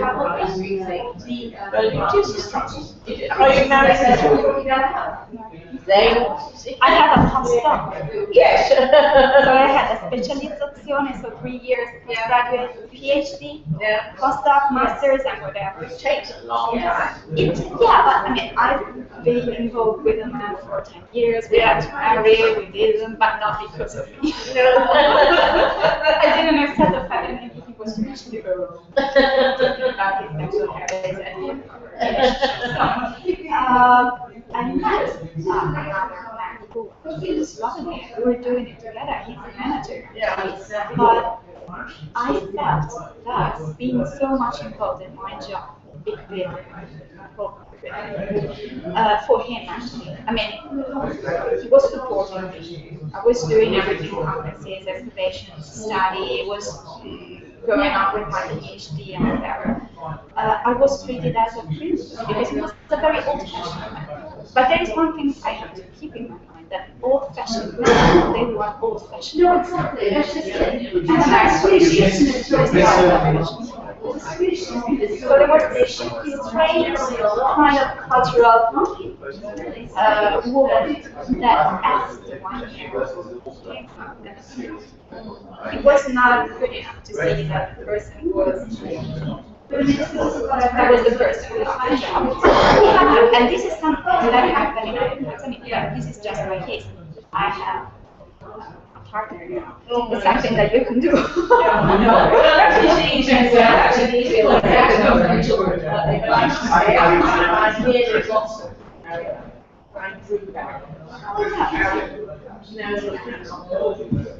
I'm not sure I can start with This is something I started to think about it seriously because I said, I'm not thinking anymore about the fact that I am not married or yes, I have no kids. But I started to realize that maybe what is giving me the biggest pleasure is doing my own work. My research is sharing that, meeting and, this continued talk with other people and increasing knowledge and experience, which is something really personal. It's hard to share it with someone which is not On the other hand, if you want fathers, hey, let's get ourselves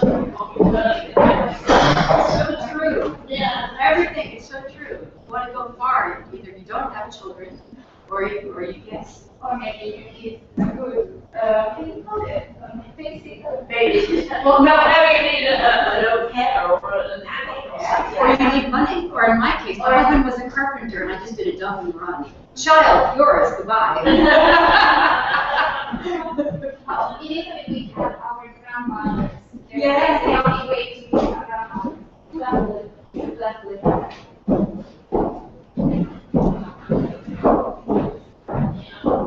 Thank you for sharing.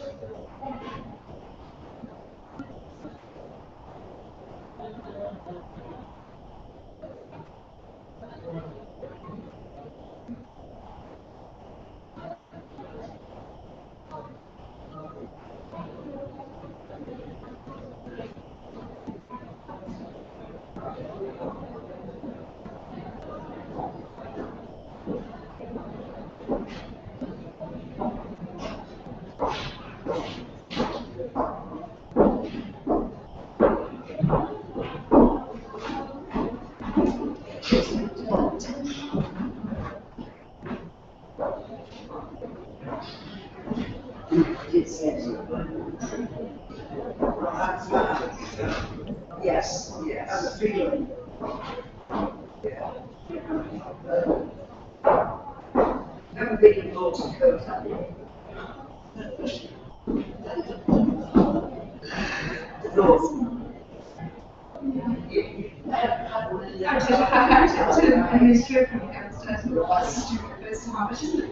Well, it's definitely.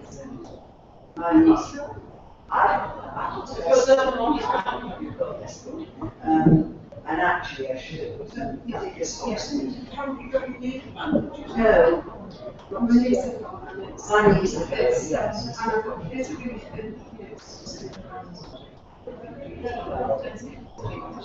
Or long leggings.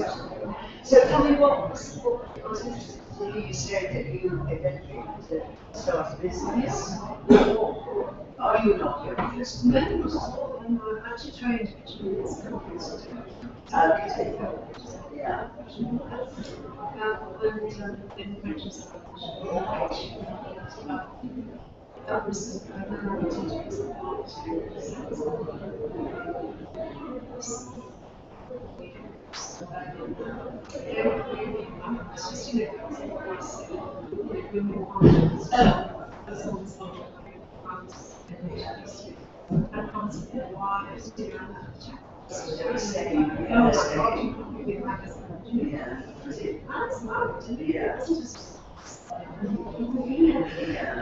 and it was just really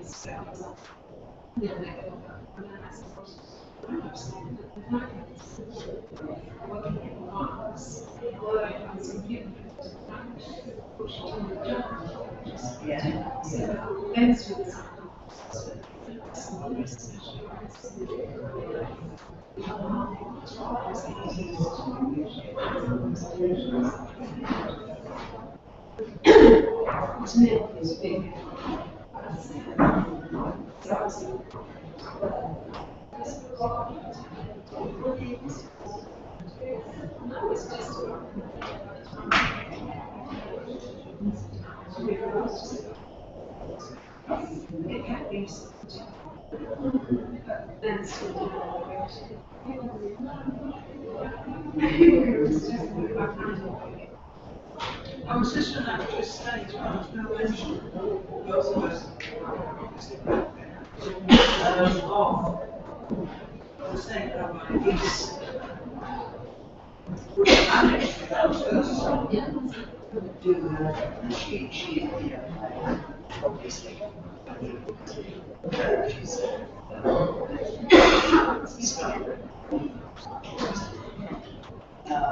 they're very low calorie works.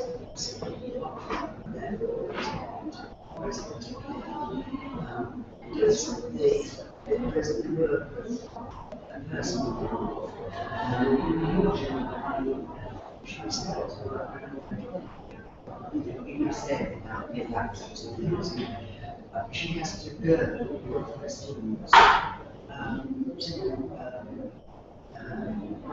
Greece. Well, I looked after them when you've been here, but you know, and the children we got. I think it's very good. No mention of Greece. I nearly said actually, I couldn't really understand it. Well, we both were here yet. It's not easy, it's really nice, but yes,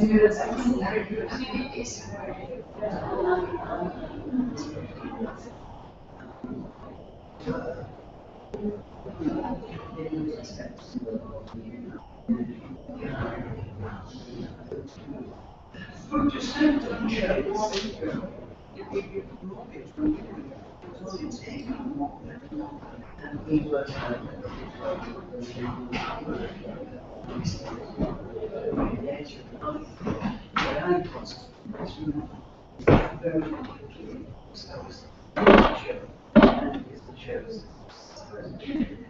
not a very African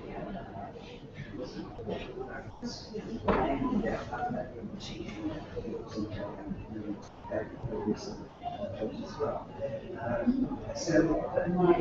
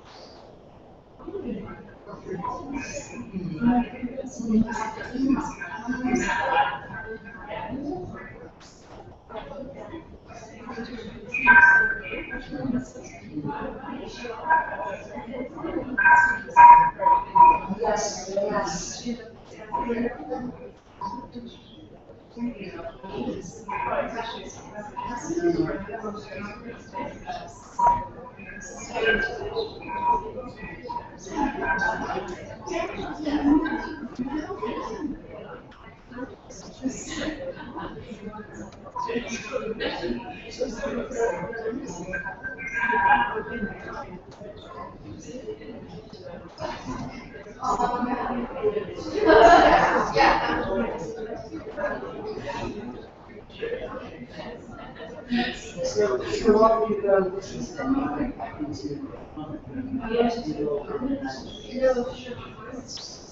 yes.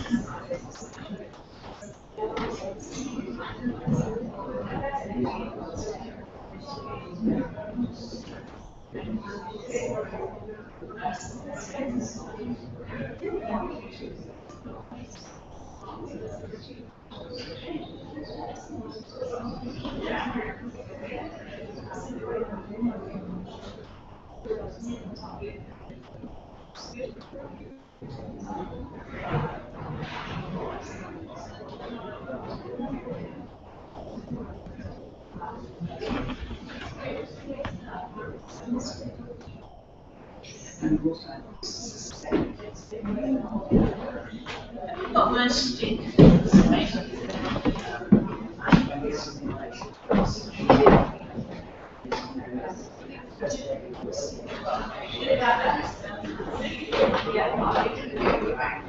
Also, your memory stick. Yes. Sorry. What does it look like? Little blue one. I don't want to lose it, so I haven't got much on it. Well, let me make sure you didn't give it me back. Yes.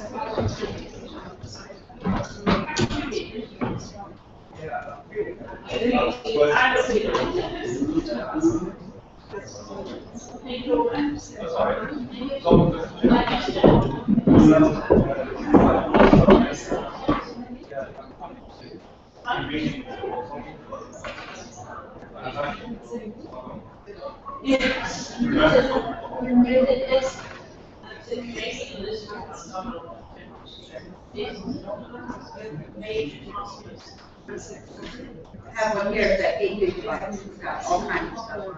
Yeah. 5 or 6 PowerPoints, a couple of classes on Oh, when they came out, I went at the University of Winchester that I do live in. When Memory 6 first came out, they were inside of a package of chewing gums. Yes. And they had 256 megabytes. And in fact, 2003, we were waving them around me like, look at this. I was like, I didn't know what about this. There's only 15 quid. You know, it's too funny. Too funny. You're like, wow. And I know.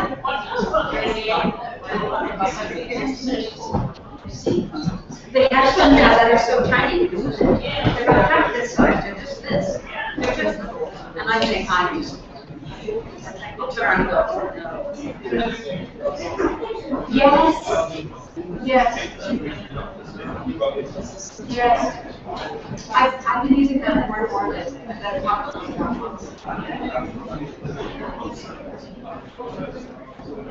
Does it let me use it? Because I did a workshop, but I did a summer workshop and it was super efficient to do. I think I'm like, well, they're good. Oh gosh. Right?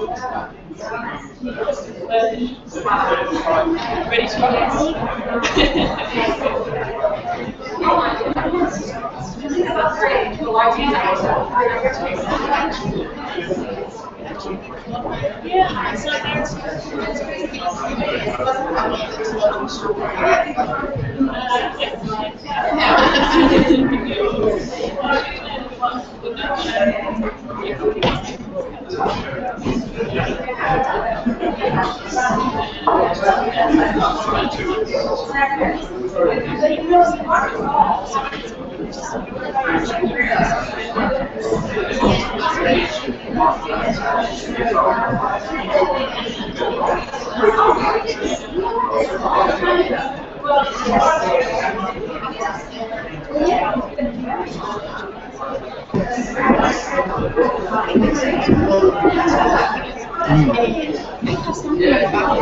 I mean, it's the loss of the pattern, but it's not. Okay, can I encourage people to take their places, please? It was more clever in my own life. It was more striking, so that makes it. Thank you very much. Clearly, one of the really useful things about today is going to be the networking. So I'll try not to interfere with that too much with formal parts of the proceedings, but nevertheless, I'm conscious of the fact that we're starting rather late now. So if I say we'll run on into the lunch slot and have a slightly shortened lunch, but we'll attempt to be finished now by about 1:15 if we can. And we'll hold the questions, I think, until the end so that we can run straight through. So if I could introduce Dr. Elena Prokopiou from the Department of Antiquities in Cyprus. I dug at Calabasas once. Thank you very much.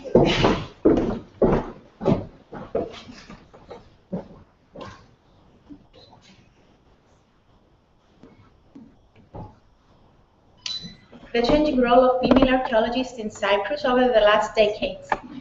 Archaeology in Cyprus, including archaeological sites, monuments, and state-run archaeological and ethnographic museums, is controlled by the government through its Department of Antiquities.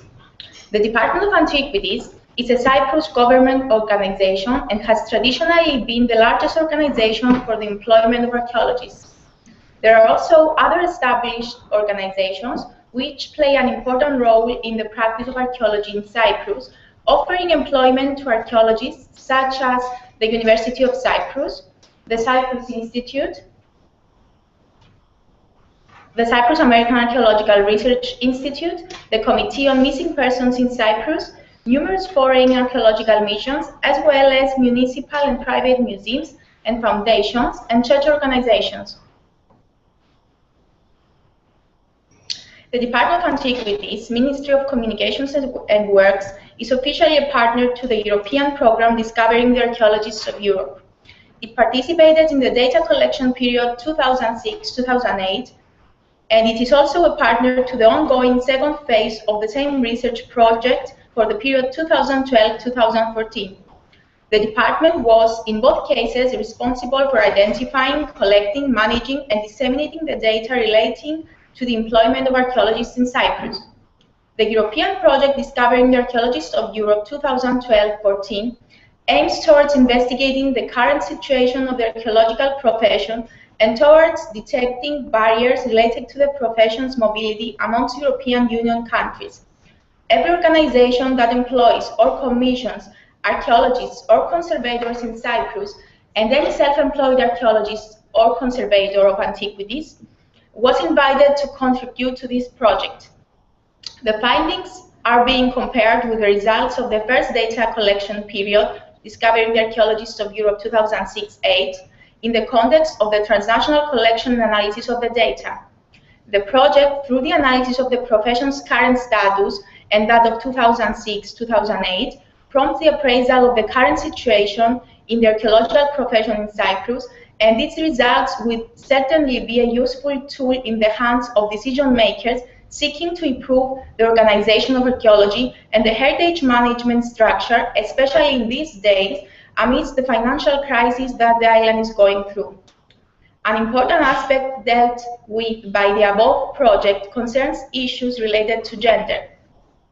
This short paper aims to present the previous and the current state of employment of female archaeologists in Cyprus and how their position has changed over the decades, focusing exclusively on the Department of Antiquities, which has traditionally been the major organization of the archaeological practice in the country, and referring to other organizations' data from 2007 onwards. At this stage, it should be stressed that in Cyprus, an archaeologist is officially considered to be someone who has a university degree in archaeology or a relevant subject, for example, philology, history, classical, Byzantine, or medieval studies, traditional or folk art, with a postgraduate specialization only in archaeology, when this is not included in the first degree, and who is employed, of course, in the field of archaeology after the degree.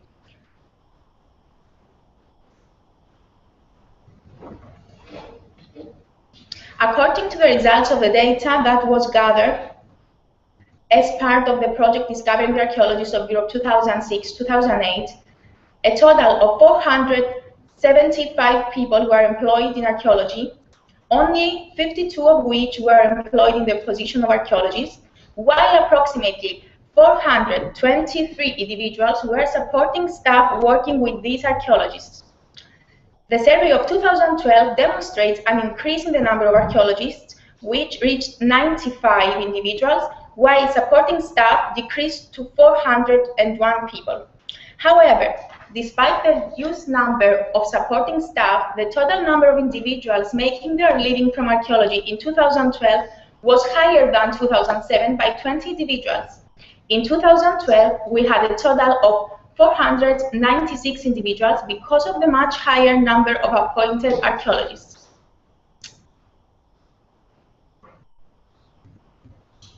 In 2007, 12 organizations from a total of 15 that responded to the questionnaire were reported to employ women archaeologists. These organizations were government, local authority, church organizations, university, foundations, and other.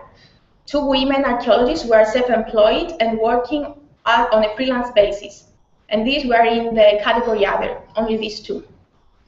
The research conducted for 2012, which is the second phase of the program, shows that 11 organizations from a total of 19 employ female archaeologists, which is more or less the same as in 2007. This means that despite the growth of the number of the organizations that employ archaeologists, the number of those which employ women professionals remain almost the same as 5 years before. These organizations for 2012 are analyzed as follows: 2 governmental organizations, 4 foundations, 1 local authority, 1 university, 1 church organization, and 2 organizations that do not fall under the above categories, since they consist of 1 individual each, which work on a freelance basis, as before. It is worth mentioning that the range of the organizations that employ women archaeologists was steady, but it was only the number of the employees which varies. The gender balance of the archaeologists recorded in both surveys of 2007 and 2012 is extremely revealing. These pie charts show the proportions of male and female archaeologists in 2007 and 2012. In 2007, 69% of archaeologists, which means 36 individuals, were male, and 31, which means 16 individuals, were female, and 31% were male. According to the 2006 Labor Force Survey of the Cyprus Statistical Service, the female working population of the country in 2006, aged between 15 to 64, were reported to be only 43.9%. 5 years later, in 2012, the proportion of women archaeologists remained almost unchanged, but the numbers rose substantially in comparison with 2007. 65 women, which is 68.4% of professional archaeologists, were reported, while the number of men also climbed to 30, that is 31.6%.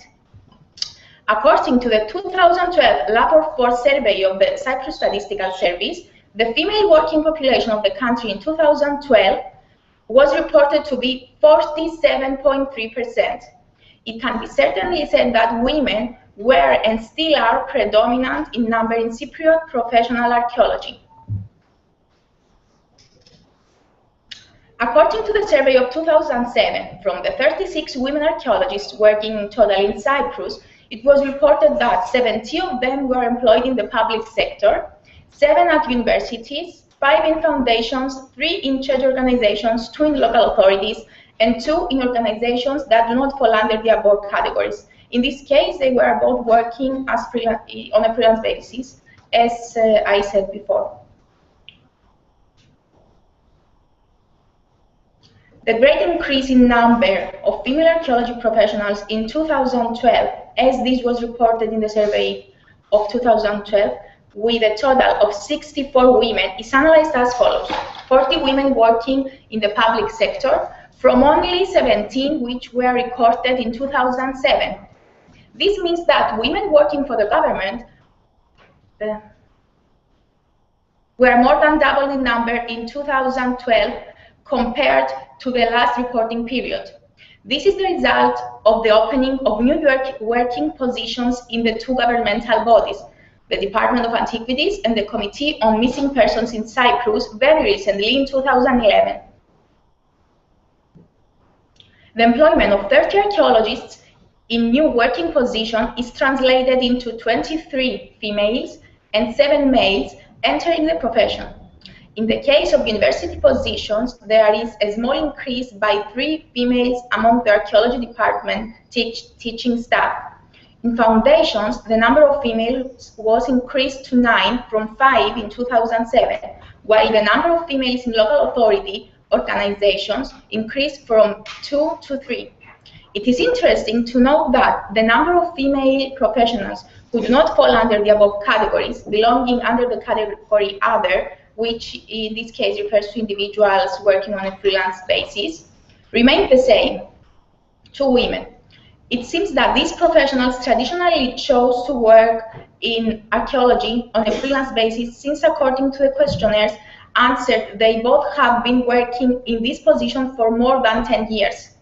Finally, it is important to mention that in 2012, the church organization seems to be the only category of organizations which has fewer women employees than 5 years before. The graphs illustrate the archaeologist's gender by age range in 2007 and 2012. The results show that the largest proportion of archaeologists in 2007 were females aged between 40 and 49, 12 women, followed by women between the ages of 30 and 39, 10 women. It is interesting, though, to note that according to the survey of 2012, the highest percentage were women aged between 30 and 39, 28 women, followed by again women between ages 20 and 29, 16 women. There seems therefore to be enough interest for employment in the profession of archaeology amongst young people, especially young women. In both research periods, 2007 and 2012, there are no women or men represented at all in the under 20 age group, since at this age, only age 1 is usually still a student. If we look at females,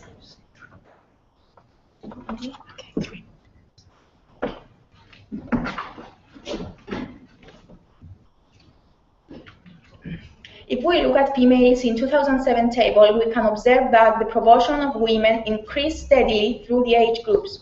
from 25 in the 20 to 29 age group to 28% in 30 to 39 age group, finally rising to 33 in the 40 to 49 age group. When looking at females in the 2012 table, it is immediately evident that following the 30 to 39 age group, which represents the great majority, the percentage of 40 to 49 age group drops significantly from 43% to 13%. This pattern reflects the entry of new professionals in the labor market of archaeology, of which the great majority were women. In 2007, the percentage of men in the 50 to 59 and the 60 and above age groups was 25% and 12.5% respectively, in contrast to the women, who represent a percentage of only 14% in the 50 to 59 age group and were not represented at all in the 60 and above age group. These patterns reflect the fact that men used to hold the highest administrative positions, as well as the numbers of female archaeologists in the past used to be much higher, probably due to the social conditions of the previous decades. Up to the mid-50s, the great majority of women in Cyprus were usually engaged with household activities. The patriarchal and conservative community of the island did not easily accept an educated woman who was contesting for a position in the labor market, vying for equality with men. However, in the 2012 survey, the impact of female archaeologists was already apparent. The figure of women in the 50 to 59 age group almost doubled in number in relation to 2007, while 4 women had entered into the 60 and above age group. Consequently, it could be said with certainty that women have now reached higher executive and decision-making positions, for example, curators of antiquities and directors, which is also evidenced by the data provided by ARDAC, which is the annual report of the director of the Department of Antiquities of Cyprus, which provides a list of archaeologists employed by the department and their positions.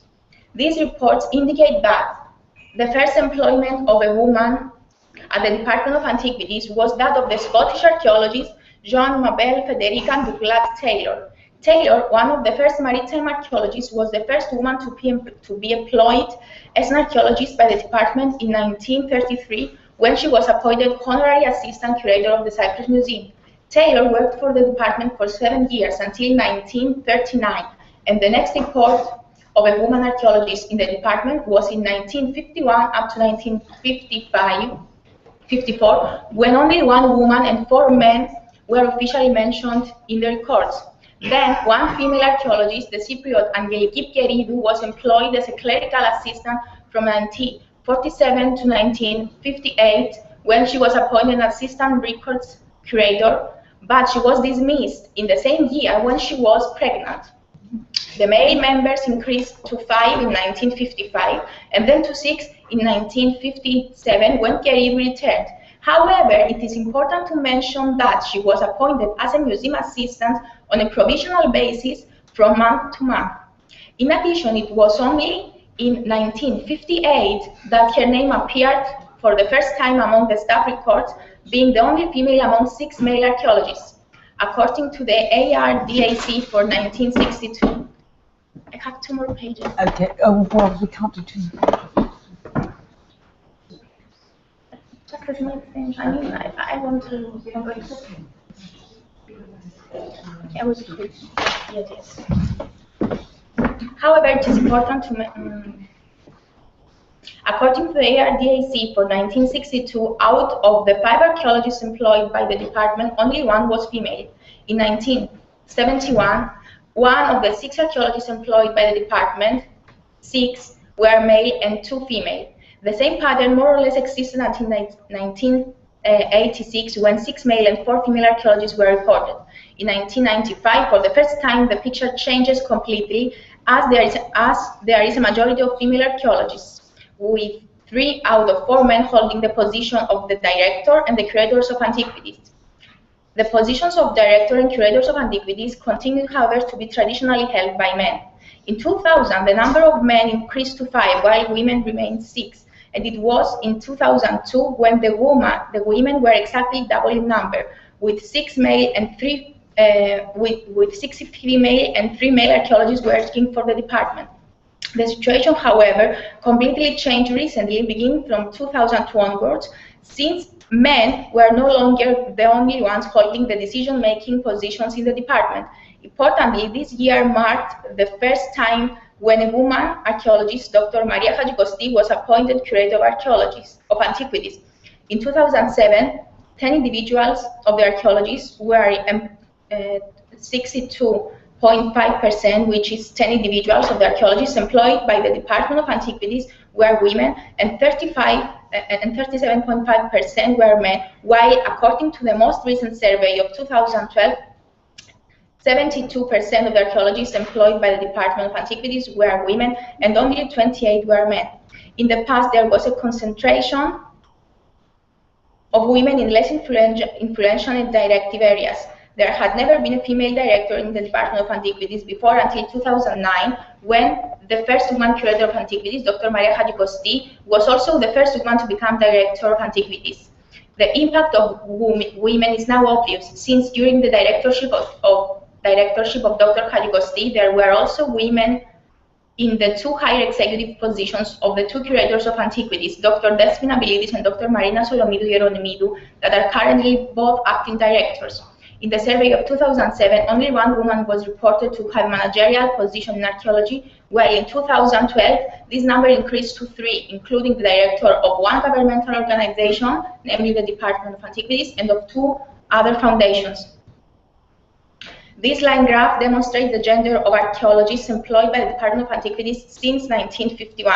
The male archaeologists are represented by the blue color, while the red line indicates female archaeologists. The chart demonstrates that the number of women archaeologists was steadily lower than the number of men until 1995, when it decreased to 6, then to 10, and finally in 2012 it climbed as high as 18, which is more than twice the number of men. In contrast, the number of male professionals has generally remained unchanged over the years, with the minimum number being 4 employees in 1962 and 1995, and the highest being 7 in 1986 and 2012. These results seem to contradict the popular belief usually held among the Cypriot and Greek people that the profession of the archaeologist is more of a male-oriented profession because of its inherent physical demands. In contrast, the results concerning the Department of Antiquities, in addition to the total results among all the other organizations employing archaeologists, demonstrate that women represent slightly more than 2/3 of total number of archaeologist positions, 65 to 30. A possible explanation for this could be the fact that in Cypriot and Greek universities, where the majority of the Cypriot archaeologists choose to begin their studies, the archaeological studies belong to the same wide circle as do studies in Greek philology and philosophy. With the degree in history and archaeology, one can be employed as a high school teacher, and this is a popular occupation amongst women, or at least it used to be before the financial crisis and the reduction of employment positions. The university study programs for Greek philology provide different module options to the students who prefer to become teachers of classics, ancient history, Byzantine studies, or modern history, and finally archaeologists. Each student can choose a pathway, but they are all still students of School of Philosophy, which makes them able to work as secondary school teachers of Greek philology as well. A student with a degree in archaeology can still apply for position as a high school teacher, teaching subjects such as history, ancient Greek, or Latin. As highlighted before, the profession of both primary school and high school teachers is extremely popular among women in Cyprus, and this could be a possible reasonable explanation for the great majority of women in the profession. One should keep in mind, though, that usually female archaeologists are active in archaeology because they love the discipline of archaeology, and there are cases where positions in secondary schools have been turned down in favor of the more insecure positions in archaeology. Conclusion. The case of Cyprus can be seen as an extremely useful example of how women have achieved to enter into a profession which was traditionally served by males. As described in this paper, the number of women in the profession of archaeology has amazingly increased during the last 2 decades, and recently female archaeologists have entered the higher executive and managerial positions. It seems that in the years to come, women will not only continue to be the majority in the archaeological profession, but that they will also be increasingly holding managerial positions. Thank you very much. And I'm sorry. I'm sorry to harm you. It's difficult when you come a long way to get the next one. Elizabeth, can I ask you to come up?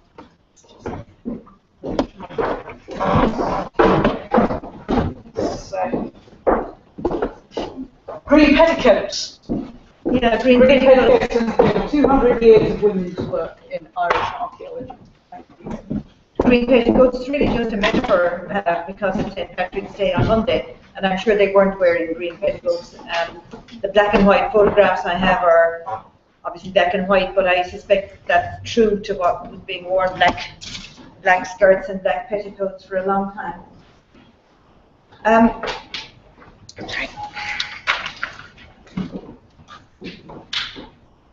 The subject of women working in archaeology in Ireland has hardly been addressed at all, except for one brief paper on the membership of the Royal Irish Academy, women generally, not just archaeology.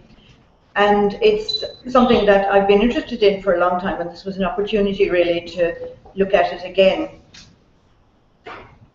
Overall, it seems that very much again, like Rosemary said, you're coming from an aristocratic background with money, educated, professional families, perhaps repeats over and over again. But also, I'm finding that very much it's families who had the menfolk interested in archaeology, the fathers quite often having the young ladies, the daughters, drawing their artifacts or drawing monuments in the fields with them. So for today, I've just selected a few major figures. There are more, but I thought it more useful than having too much detail to pick a few sort of key people in the history of archaeology in Ireland. The first is an important person, the Countess of Moira. Here again, it's a case of her husband was a founding member of the Royal Irish Academy, although in the history of the Academy it suggested that he only got that post in the committee founding the Academy because his wife was very intellectual and was interested, but of course she couldn't be a member in any form. She's famous for a very substantial paper in Archaeology, and it was read over, not just at one meeting, of course, by the men. It was read over 3 meetings in succession and was published in 1785. And it reports on a bog body found near where they lived in the northeast of the country, and reports in huge detail, very, very investigatively for the time, on the garments and the fibres, and she wondered could she find some sort of specialist to come and identify them in more detail, and she speculates about the bog growth, and it received great acclaim in the minutes of the society. It says that it's work of much genius, learned observations, conversant in antiquity, and you can read it yourself, animated with the spirit of investigation and adequate to the most abstruse researches. So it was hugely acclaimed at the time, this paper. We don't hear any more of her. Perhaps there are papers I haven't looked in, primary sources, but it just seems to be this one major paper that she published.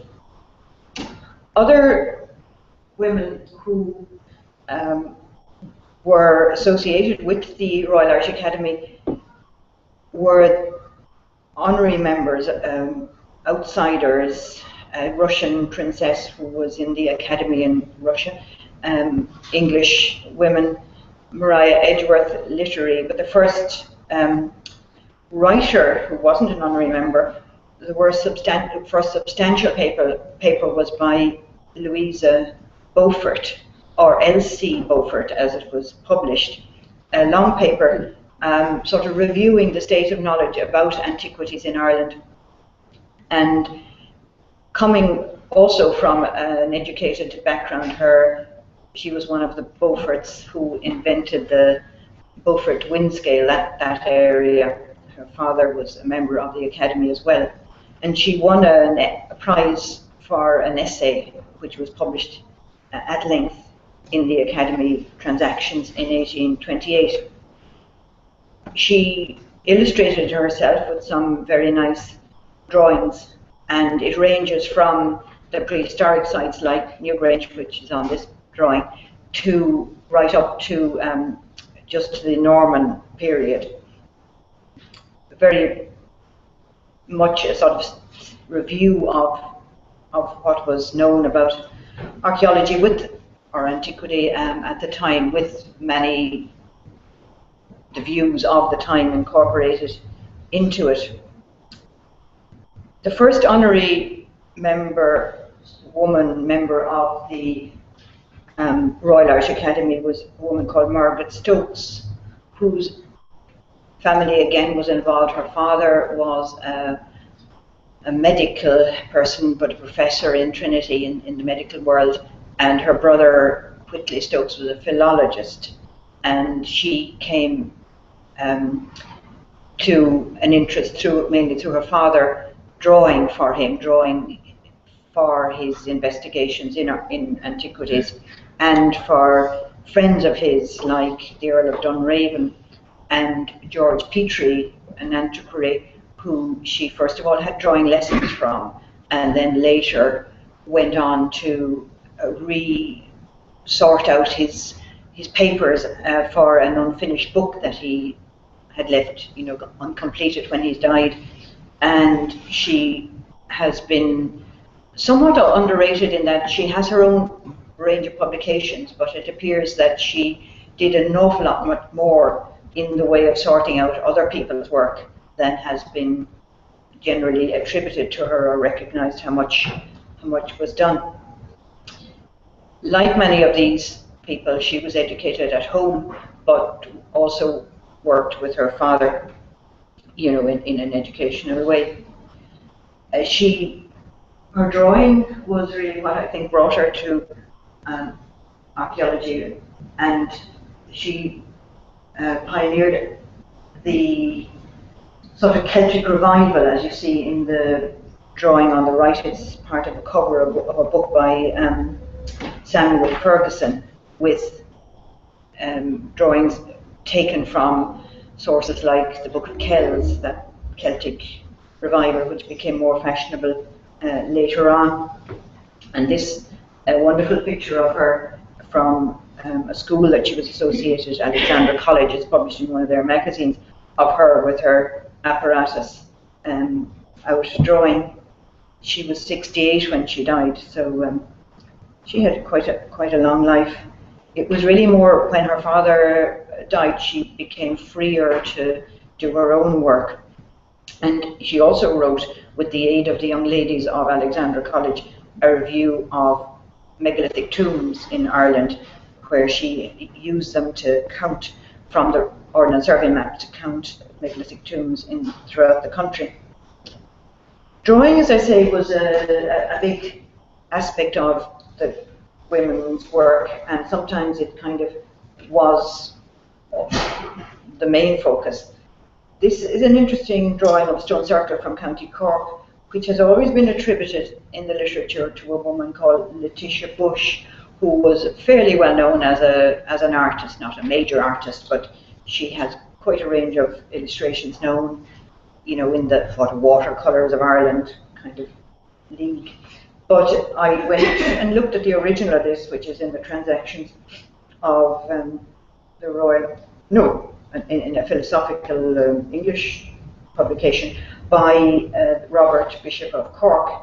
And if you look in the detail of it, it's signed Anne Le Bush. So this needs to be checked, because they say it's always been attributed to the well-known artist Letitia Bush. And he says it was drawn by a young lady relation of his wives who was in the house at the time, and she drew it under his direction. Clear she didn't go to the site.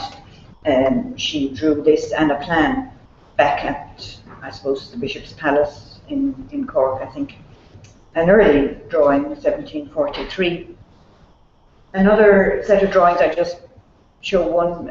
A paper has been written about this woman, Rose Carruthers, and, well, the title is of her father, James Carruthers, who was a collector in Belfast, but she, for many years, drew the finds in his collection and in other collections of his friends and in museums, and also drew things from journals, very well drawn, but that seems to be the extent of her contribution, as it were, to archaeology as such. An interesting case came to my attention in County Cork, where the writer Edith Somerville was involved. She, it seems, together with her cousin and her younger brother, who was later to become an antiquary of interest, Admiral Boyle Somerville, who contributed to the beginnings of archaeology, astronomical archaeology at Stonehenge. When they were young, it seems they excavated this stone fort. They dug into it on their land, on the family land nearby, and it's written up rather much later by the brother they talk about 3 young people dug. But if you look more closely at the age of the youngsters, it seems that he was there, Boyd Somerville, as a 12-year-old, and the 2 others were 17, and they let the smaller one down into a hole to investigate a souterrain. But this summer, we found, I know it's not very clear, but in their family house, in the little desk in the cabinet in the drawing room, there were things like gloves and dance invitation, and amongst them was this small box labelled charcoal from excavations at the fort of Knockdrum, 1874, excavated by Edith Somerville and Ethel Coghill, who was her cousin of the same age. They were both about 17 in 1874. So here they were, these girls and the younger brother, keeping, and still there, some charcoal from that excavation. Edith Somerville's tombstone is a stone imitating the standing stones of the area, which is, of course, beside her fellow writer and her cousin beside her. Well, maybe I'll stop turning. So all these people had governesses or went to school, but not university education. The first university graduates come in the beginning of turn of the century, and the first master's degree in archaeology in Ireland is a woman, Joanna Holland, at UCC in 1912, and it's on shore dwellers, on kitchen middens. The professor at the time was the president of the university, and he was interested in this topic, Bertram Windle, who had been in Birmingham before and then was president of the university and professor of archaeology and also professor of anatomy at one point. And I found in letters of the Somerville archive a letter from him to Boyle Somerville that we were just talking about in the previous story. And he says, there is a young woman doing a thesis under my supervision. In spite of this, she is quite attractive and so small and neat that she would at one time have much moved me. So there you are, man-to-man stuff. Unfortunately, she did publish the paper a year or 2 later, but married the second MA in archaeology, Michael Brunacardi, and they sort of disappear out of the history. I haven't been able to follow their history subsequently. Excavation proper came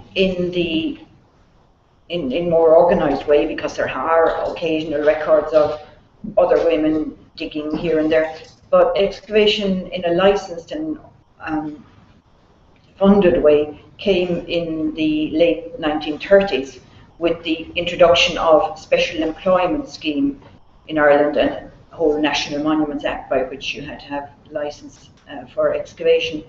And the first woman to avail of this was a French woman who had come to Ireland with a background in history of art and in a sort of minor thesis in prehistory as well, from Paris.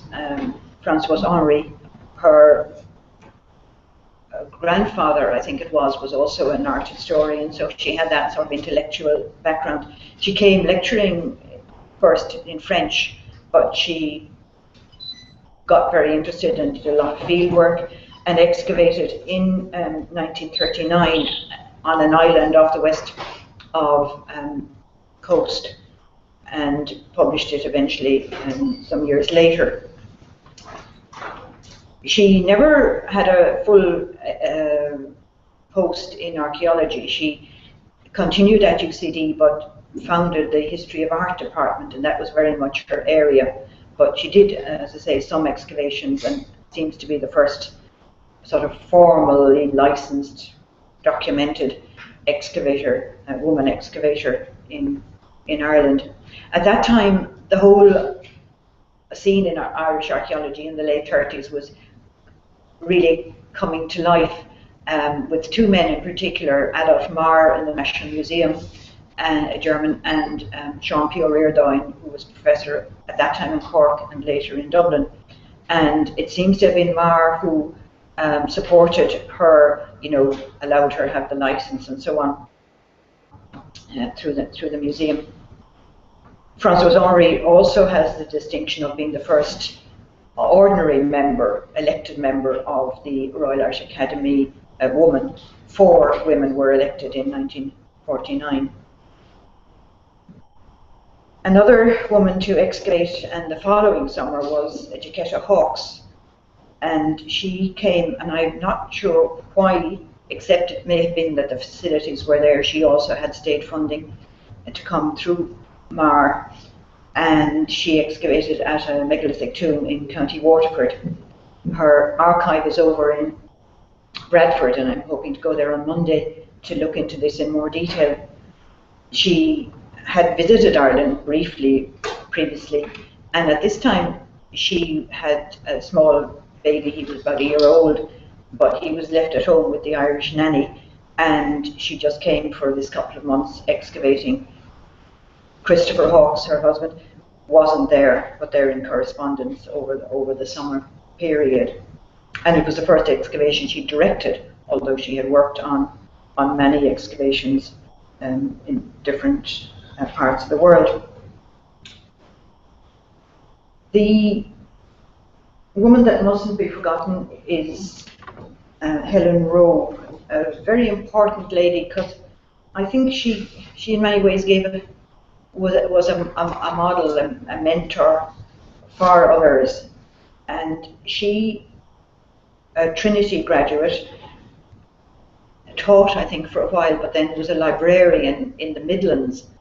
But she told me once, I forget what context this came up, that when she was about 38 or 40, 2 aunts died, and they each left her a legacy. Now, she said, if only one aunt had died, this was not much use to me. But because 2 died at the same time, I had just enough money to resign from my job in the library and go back to Dublin and live, quietly, and spend the rest of her time, which was another 50 years. She was well on to her 90s and very active. She assisted at excavations, but and while she in fact directed one with another woman, we'll come to in a minute, officially the director was Joseph Raftery in the museum, and they wrote up, the two women wrote the report, and they said the director was Joseph Raftery, who came from time to time to see us. So you can see a little bit of a hidden agenda here. She's making sure it's in black and white that they did the work and hit the extent of his contribution as director. She was the first woman president of the Royal Society of Antiquaries, and again, you know, contributed hugely, I think, to the supporting other women into archaeology. A friend of hers, the woman who jointly dug that site with her, was Ellen or Nell Prendergast, who was from a middle-class background, got into the civil service and was in the National Museum as a sort of associate assistant, technical assistant, I think is the term. But she availed of the opportunity, as many did, to do evening classes in archaeology by night. And you could get a full degree by night over a period of time. And she did that and then went on to do a master's. And I think was encouraged by Sean-Pierre Reardon, who was the professor there. But she had a career completely in the National Museum and didn't really get opportunities there. She was always the one, oh, Nell will do that, oh, get Nell to fill up the list. I know this, I remember seeing it happen. And in the obituaries that the director of the museum wrote when she died, he says this quite clearly. Nell was always the one who was pushed sideways into the menial tasks, and it was very unfair, and many of us, you know, feel a bit guilty about this afterwards. But she must go down in the record as the first woman with a proper paid job in archaeology in Ireland.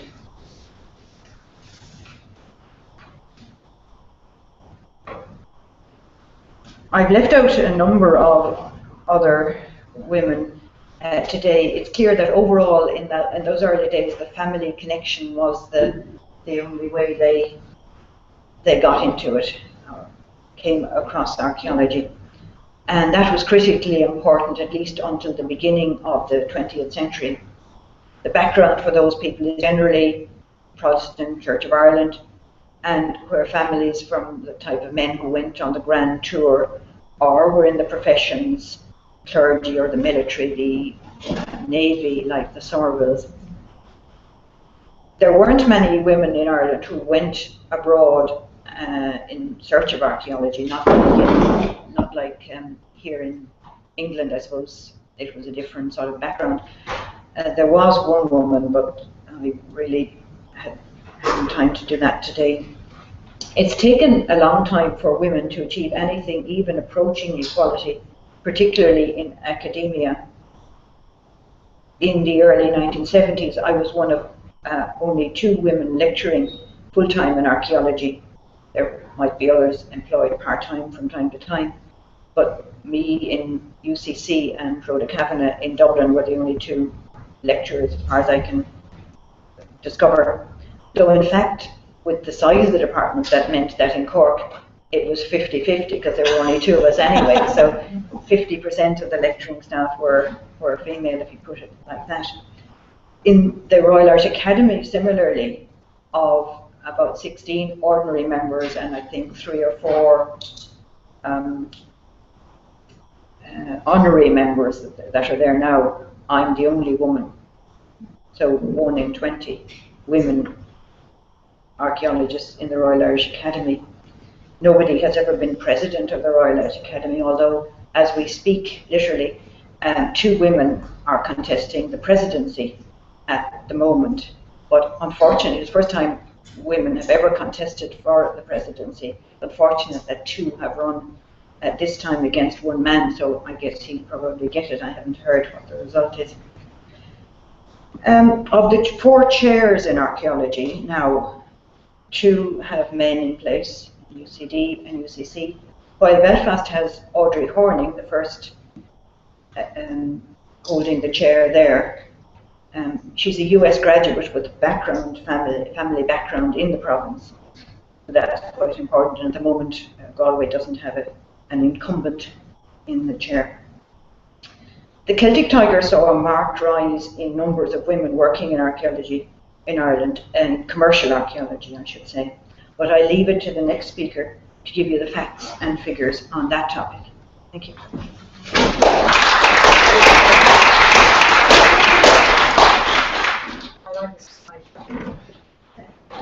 Thank you very much indeed, and we'll wrap up.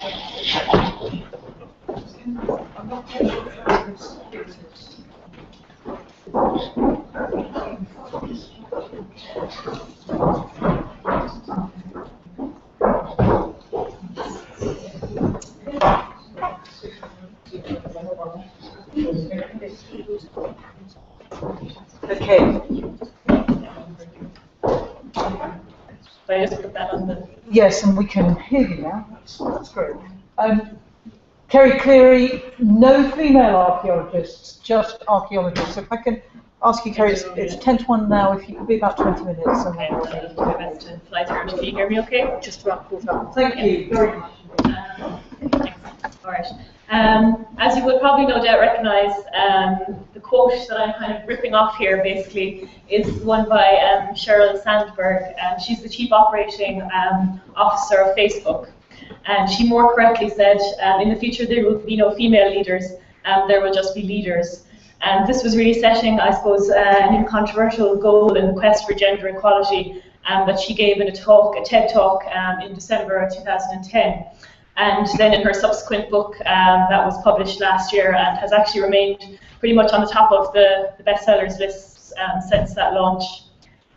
Today I want to really look at the role of women in the profession of archaeology, specifically focusing on Ireland over the last 12 years or so. So sort of following on from what Elizabeth was talking about in terms of this Celtic Tiger period. And this is really discussing the results of the Discovering the Archaeologists of Europe 2012 to 2014 project that we already heard a little bit about. So I'll try and fly through it as quick as possible. And apologies to some of my disco colleagues if you've seen some of this before, but hopefully it's good to put the Irish situation into context and then look at the gender questions.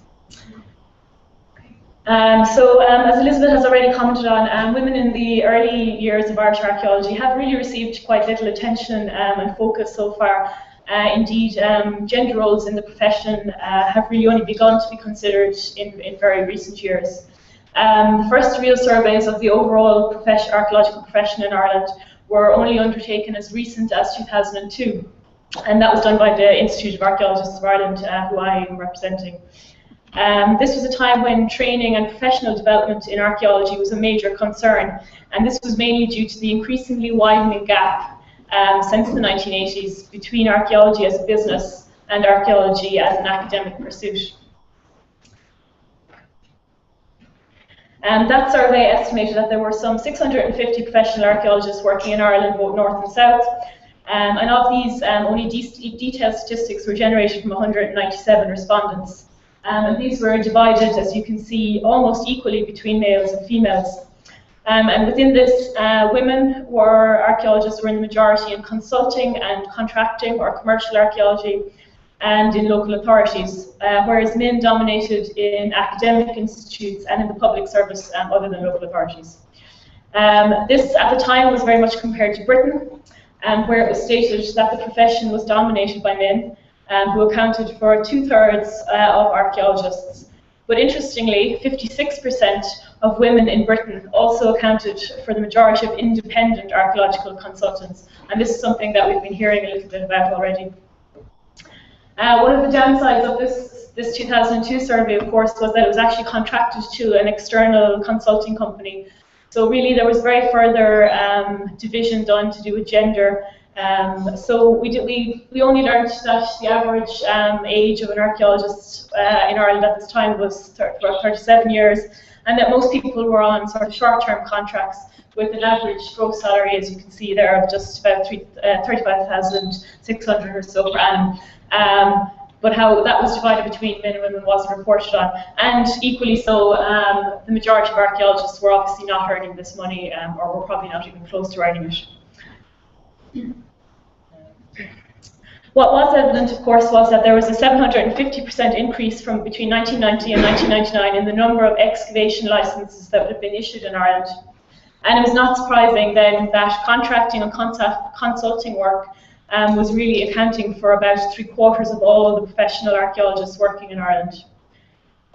As a result of this huge increase, a shortage of appropriately trained archaeological staff was predicted, and indeed this very much came true. The report had captured the profession in Ireland just as it faced a huge market explosion linked to, as we heard already, the so-called Celtic Tiger. But what did this mean for gender roles, given that women had accounted for the majority of archaeologists in the commercial archaeology sector? Well, 4 years later, well into that economic boom, and indeed just before, I suppose, the sort of collapse of the economic markets, the opportunity presented itself to participate in the first Discovering the Archaeologists of Europe project. And by this time, the number of archaeologists employed just in the Republic of Ireland now had increased to about 1,700 or so people, which for a small island is a huge number of archaeologists. And of these, the majority, by far, at 89%, were, not surprisingly, working in that commercial sector. Even within these large numbers of employees, it's notable that the sort of gender equal split between male and female sort of kept up, very well maintained, and there was a slight increase from about 2% to 10% in men. And then the difference here, of course, was that they were actually now within the commercial archaeology sector. And it was noted that this bias in favour of males contrasted with the number of students at the time that were doing primary degrees in archaeology, and these were female, very much so. And this trend of female graduates in archaeology was also something that was noted in 2010 in Anthony St. Clair's article to do with the UK markets. If we look a little bit closer at this, the minor imbalance towards males was mainly in the job categories described as field investigation and research services and educational and academic research services.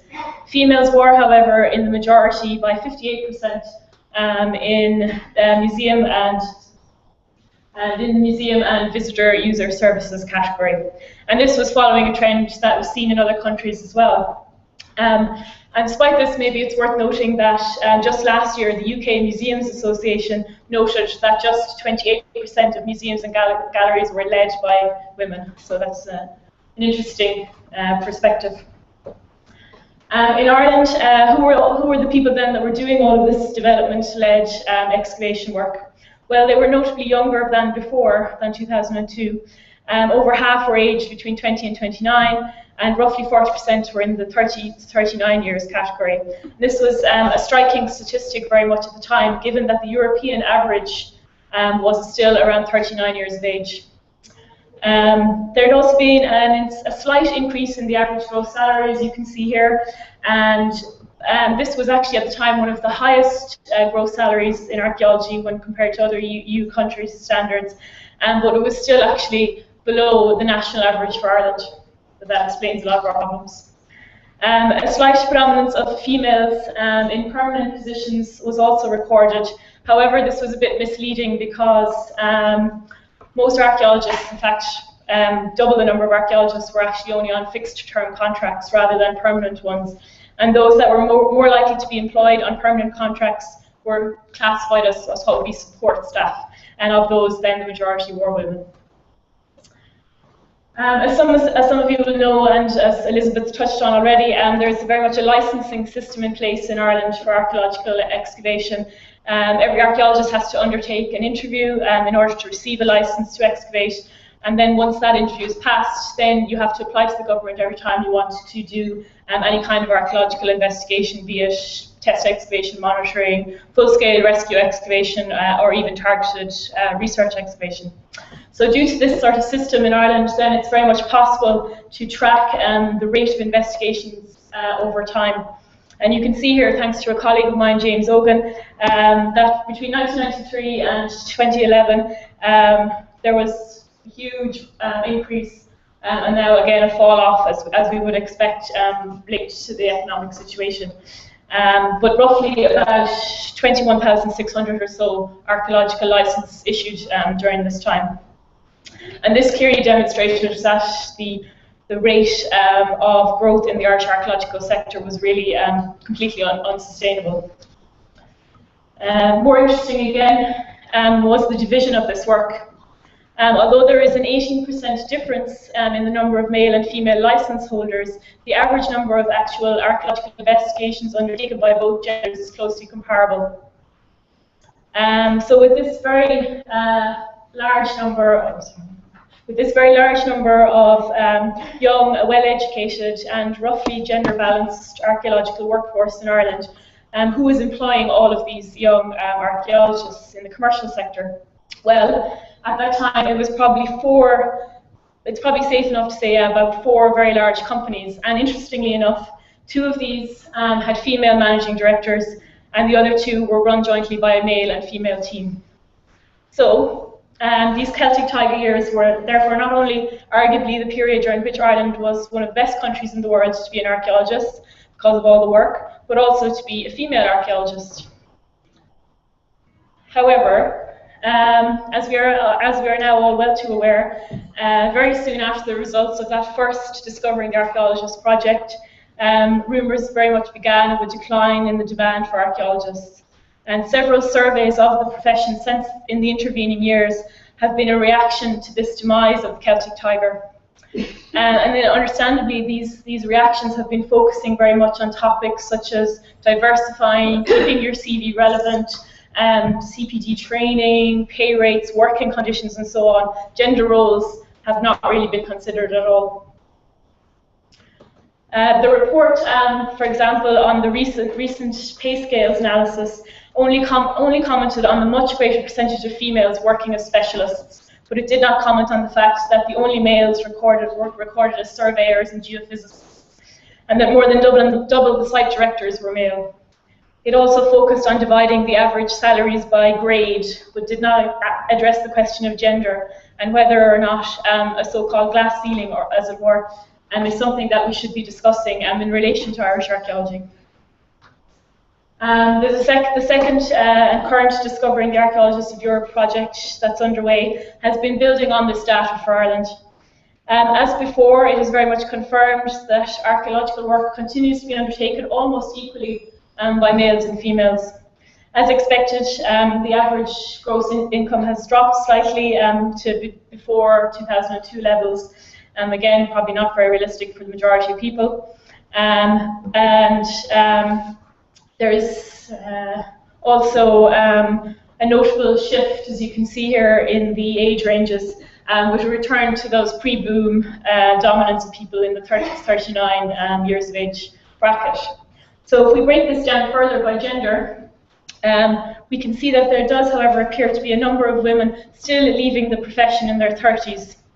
And this has also been identified in other countries, and again, it's been talked about a little bit this morning. This is, of course, surprising, I think, in light of the ever-increasing numbers of female students of archaeology. A look here at just one archaeology department in the south of Ireland shows us that for postgraduate studies, female graduates are almost consistently outnumbering male graduates. So given all of this, where are all these women going?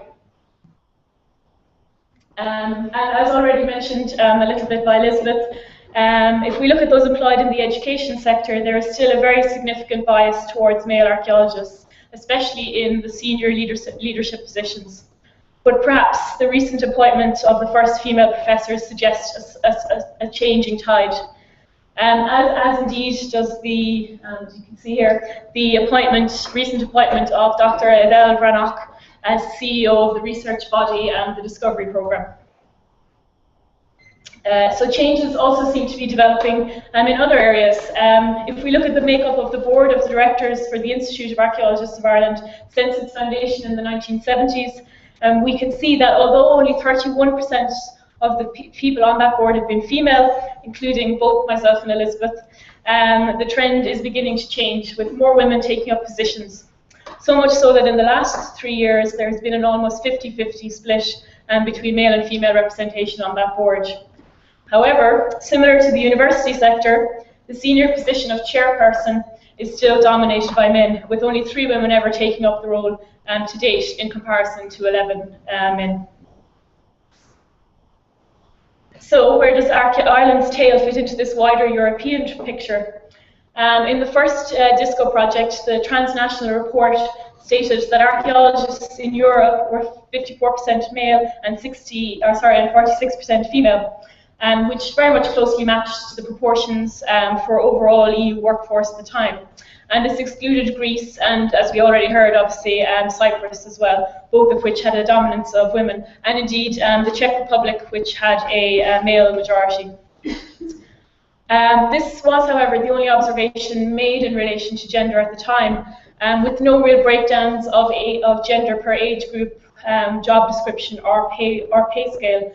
And it's something that we really do hope to address a little bit further in the current project. So I'll just quickly look at 3 case studies very quickly. If we look at Austria, for example, the first DISCO report clearly indicated that the older an archaeologist was, the more likely it was to be male. The loss of female archaeologists appeared to be occurring again in the 30s. When the types of jobs were examined, it was clear that men were also overrepresented in the top jobs with higher salaries, at an approximate ratio of about 4 to 1 at that higher level. But it was predicted at the time that this would even out within the next decade or so, that a fair gender balance even in the top jobs would be achieved, and that in the more distant future the traditional gender imbalance may even be turned on its head. Surprisingly then, as you can see here, the opposite seems to have happened, with the most recent statistics from DISCO 2 suggesting that in fact women were now substantially outnumbered by men and are still leaving the profession before perhaps the age of about 45. It'll be interesting, I think, to hear how the final report from Austria interprets this trend. And certainly, I think we'd have to question the role of the economic downturn in many of these developments since the first DISCO project.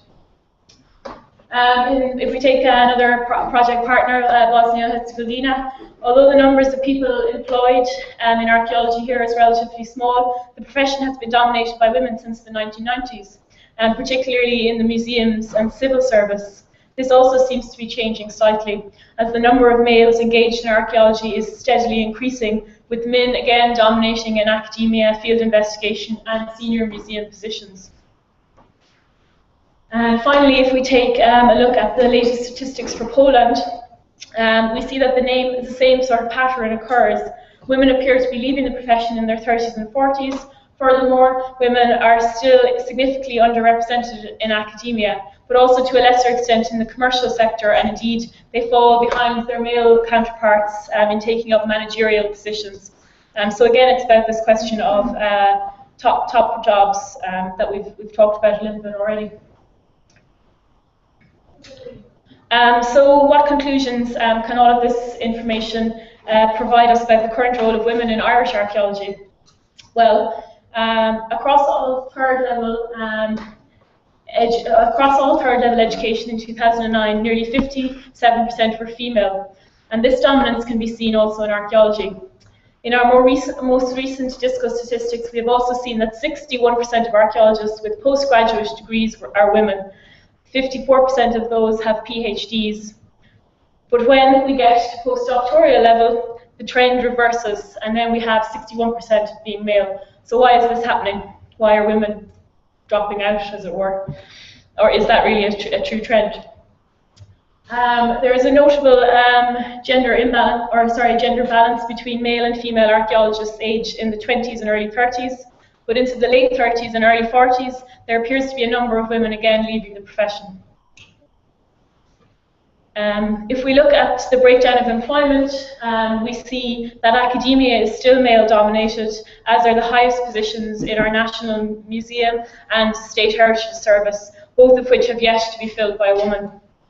However, I do feel that we are on that cusp of a change that I mentioned already. In the commercial sector, Women have always played a very strong role in management and leadership in Irish archaeology. At 53%, women are still currently dominating as self-employed sole traders, and many of those are as specialists.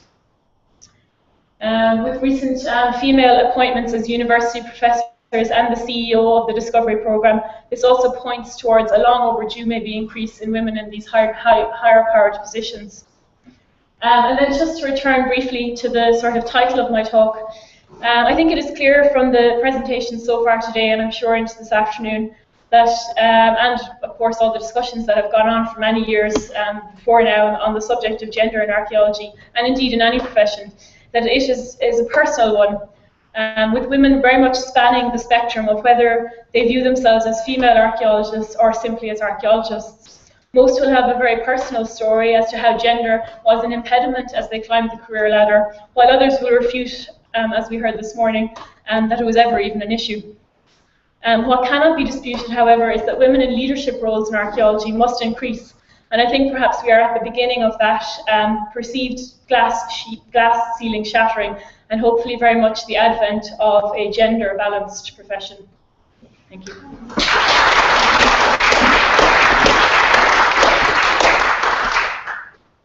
Thank you very much indeed for that, and the clarity of the comparisons there, which I think is interesting to see how different things are across Europe.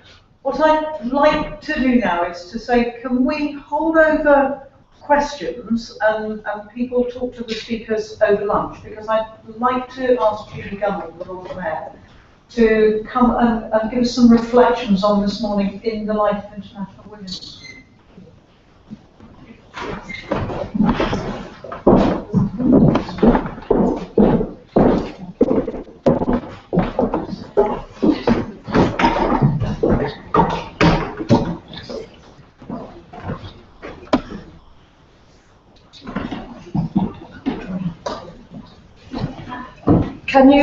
Is this working and you can hear me at the back? Marvellous. I'm not going to speak that long, just a couple of minutes.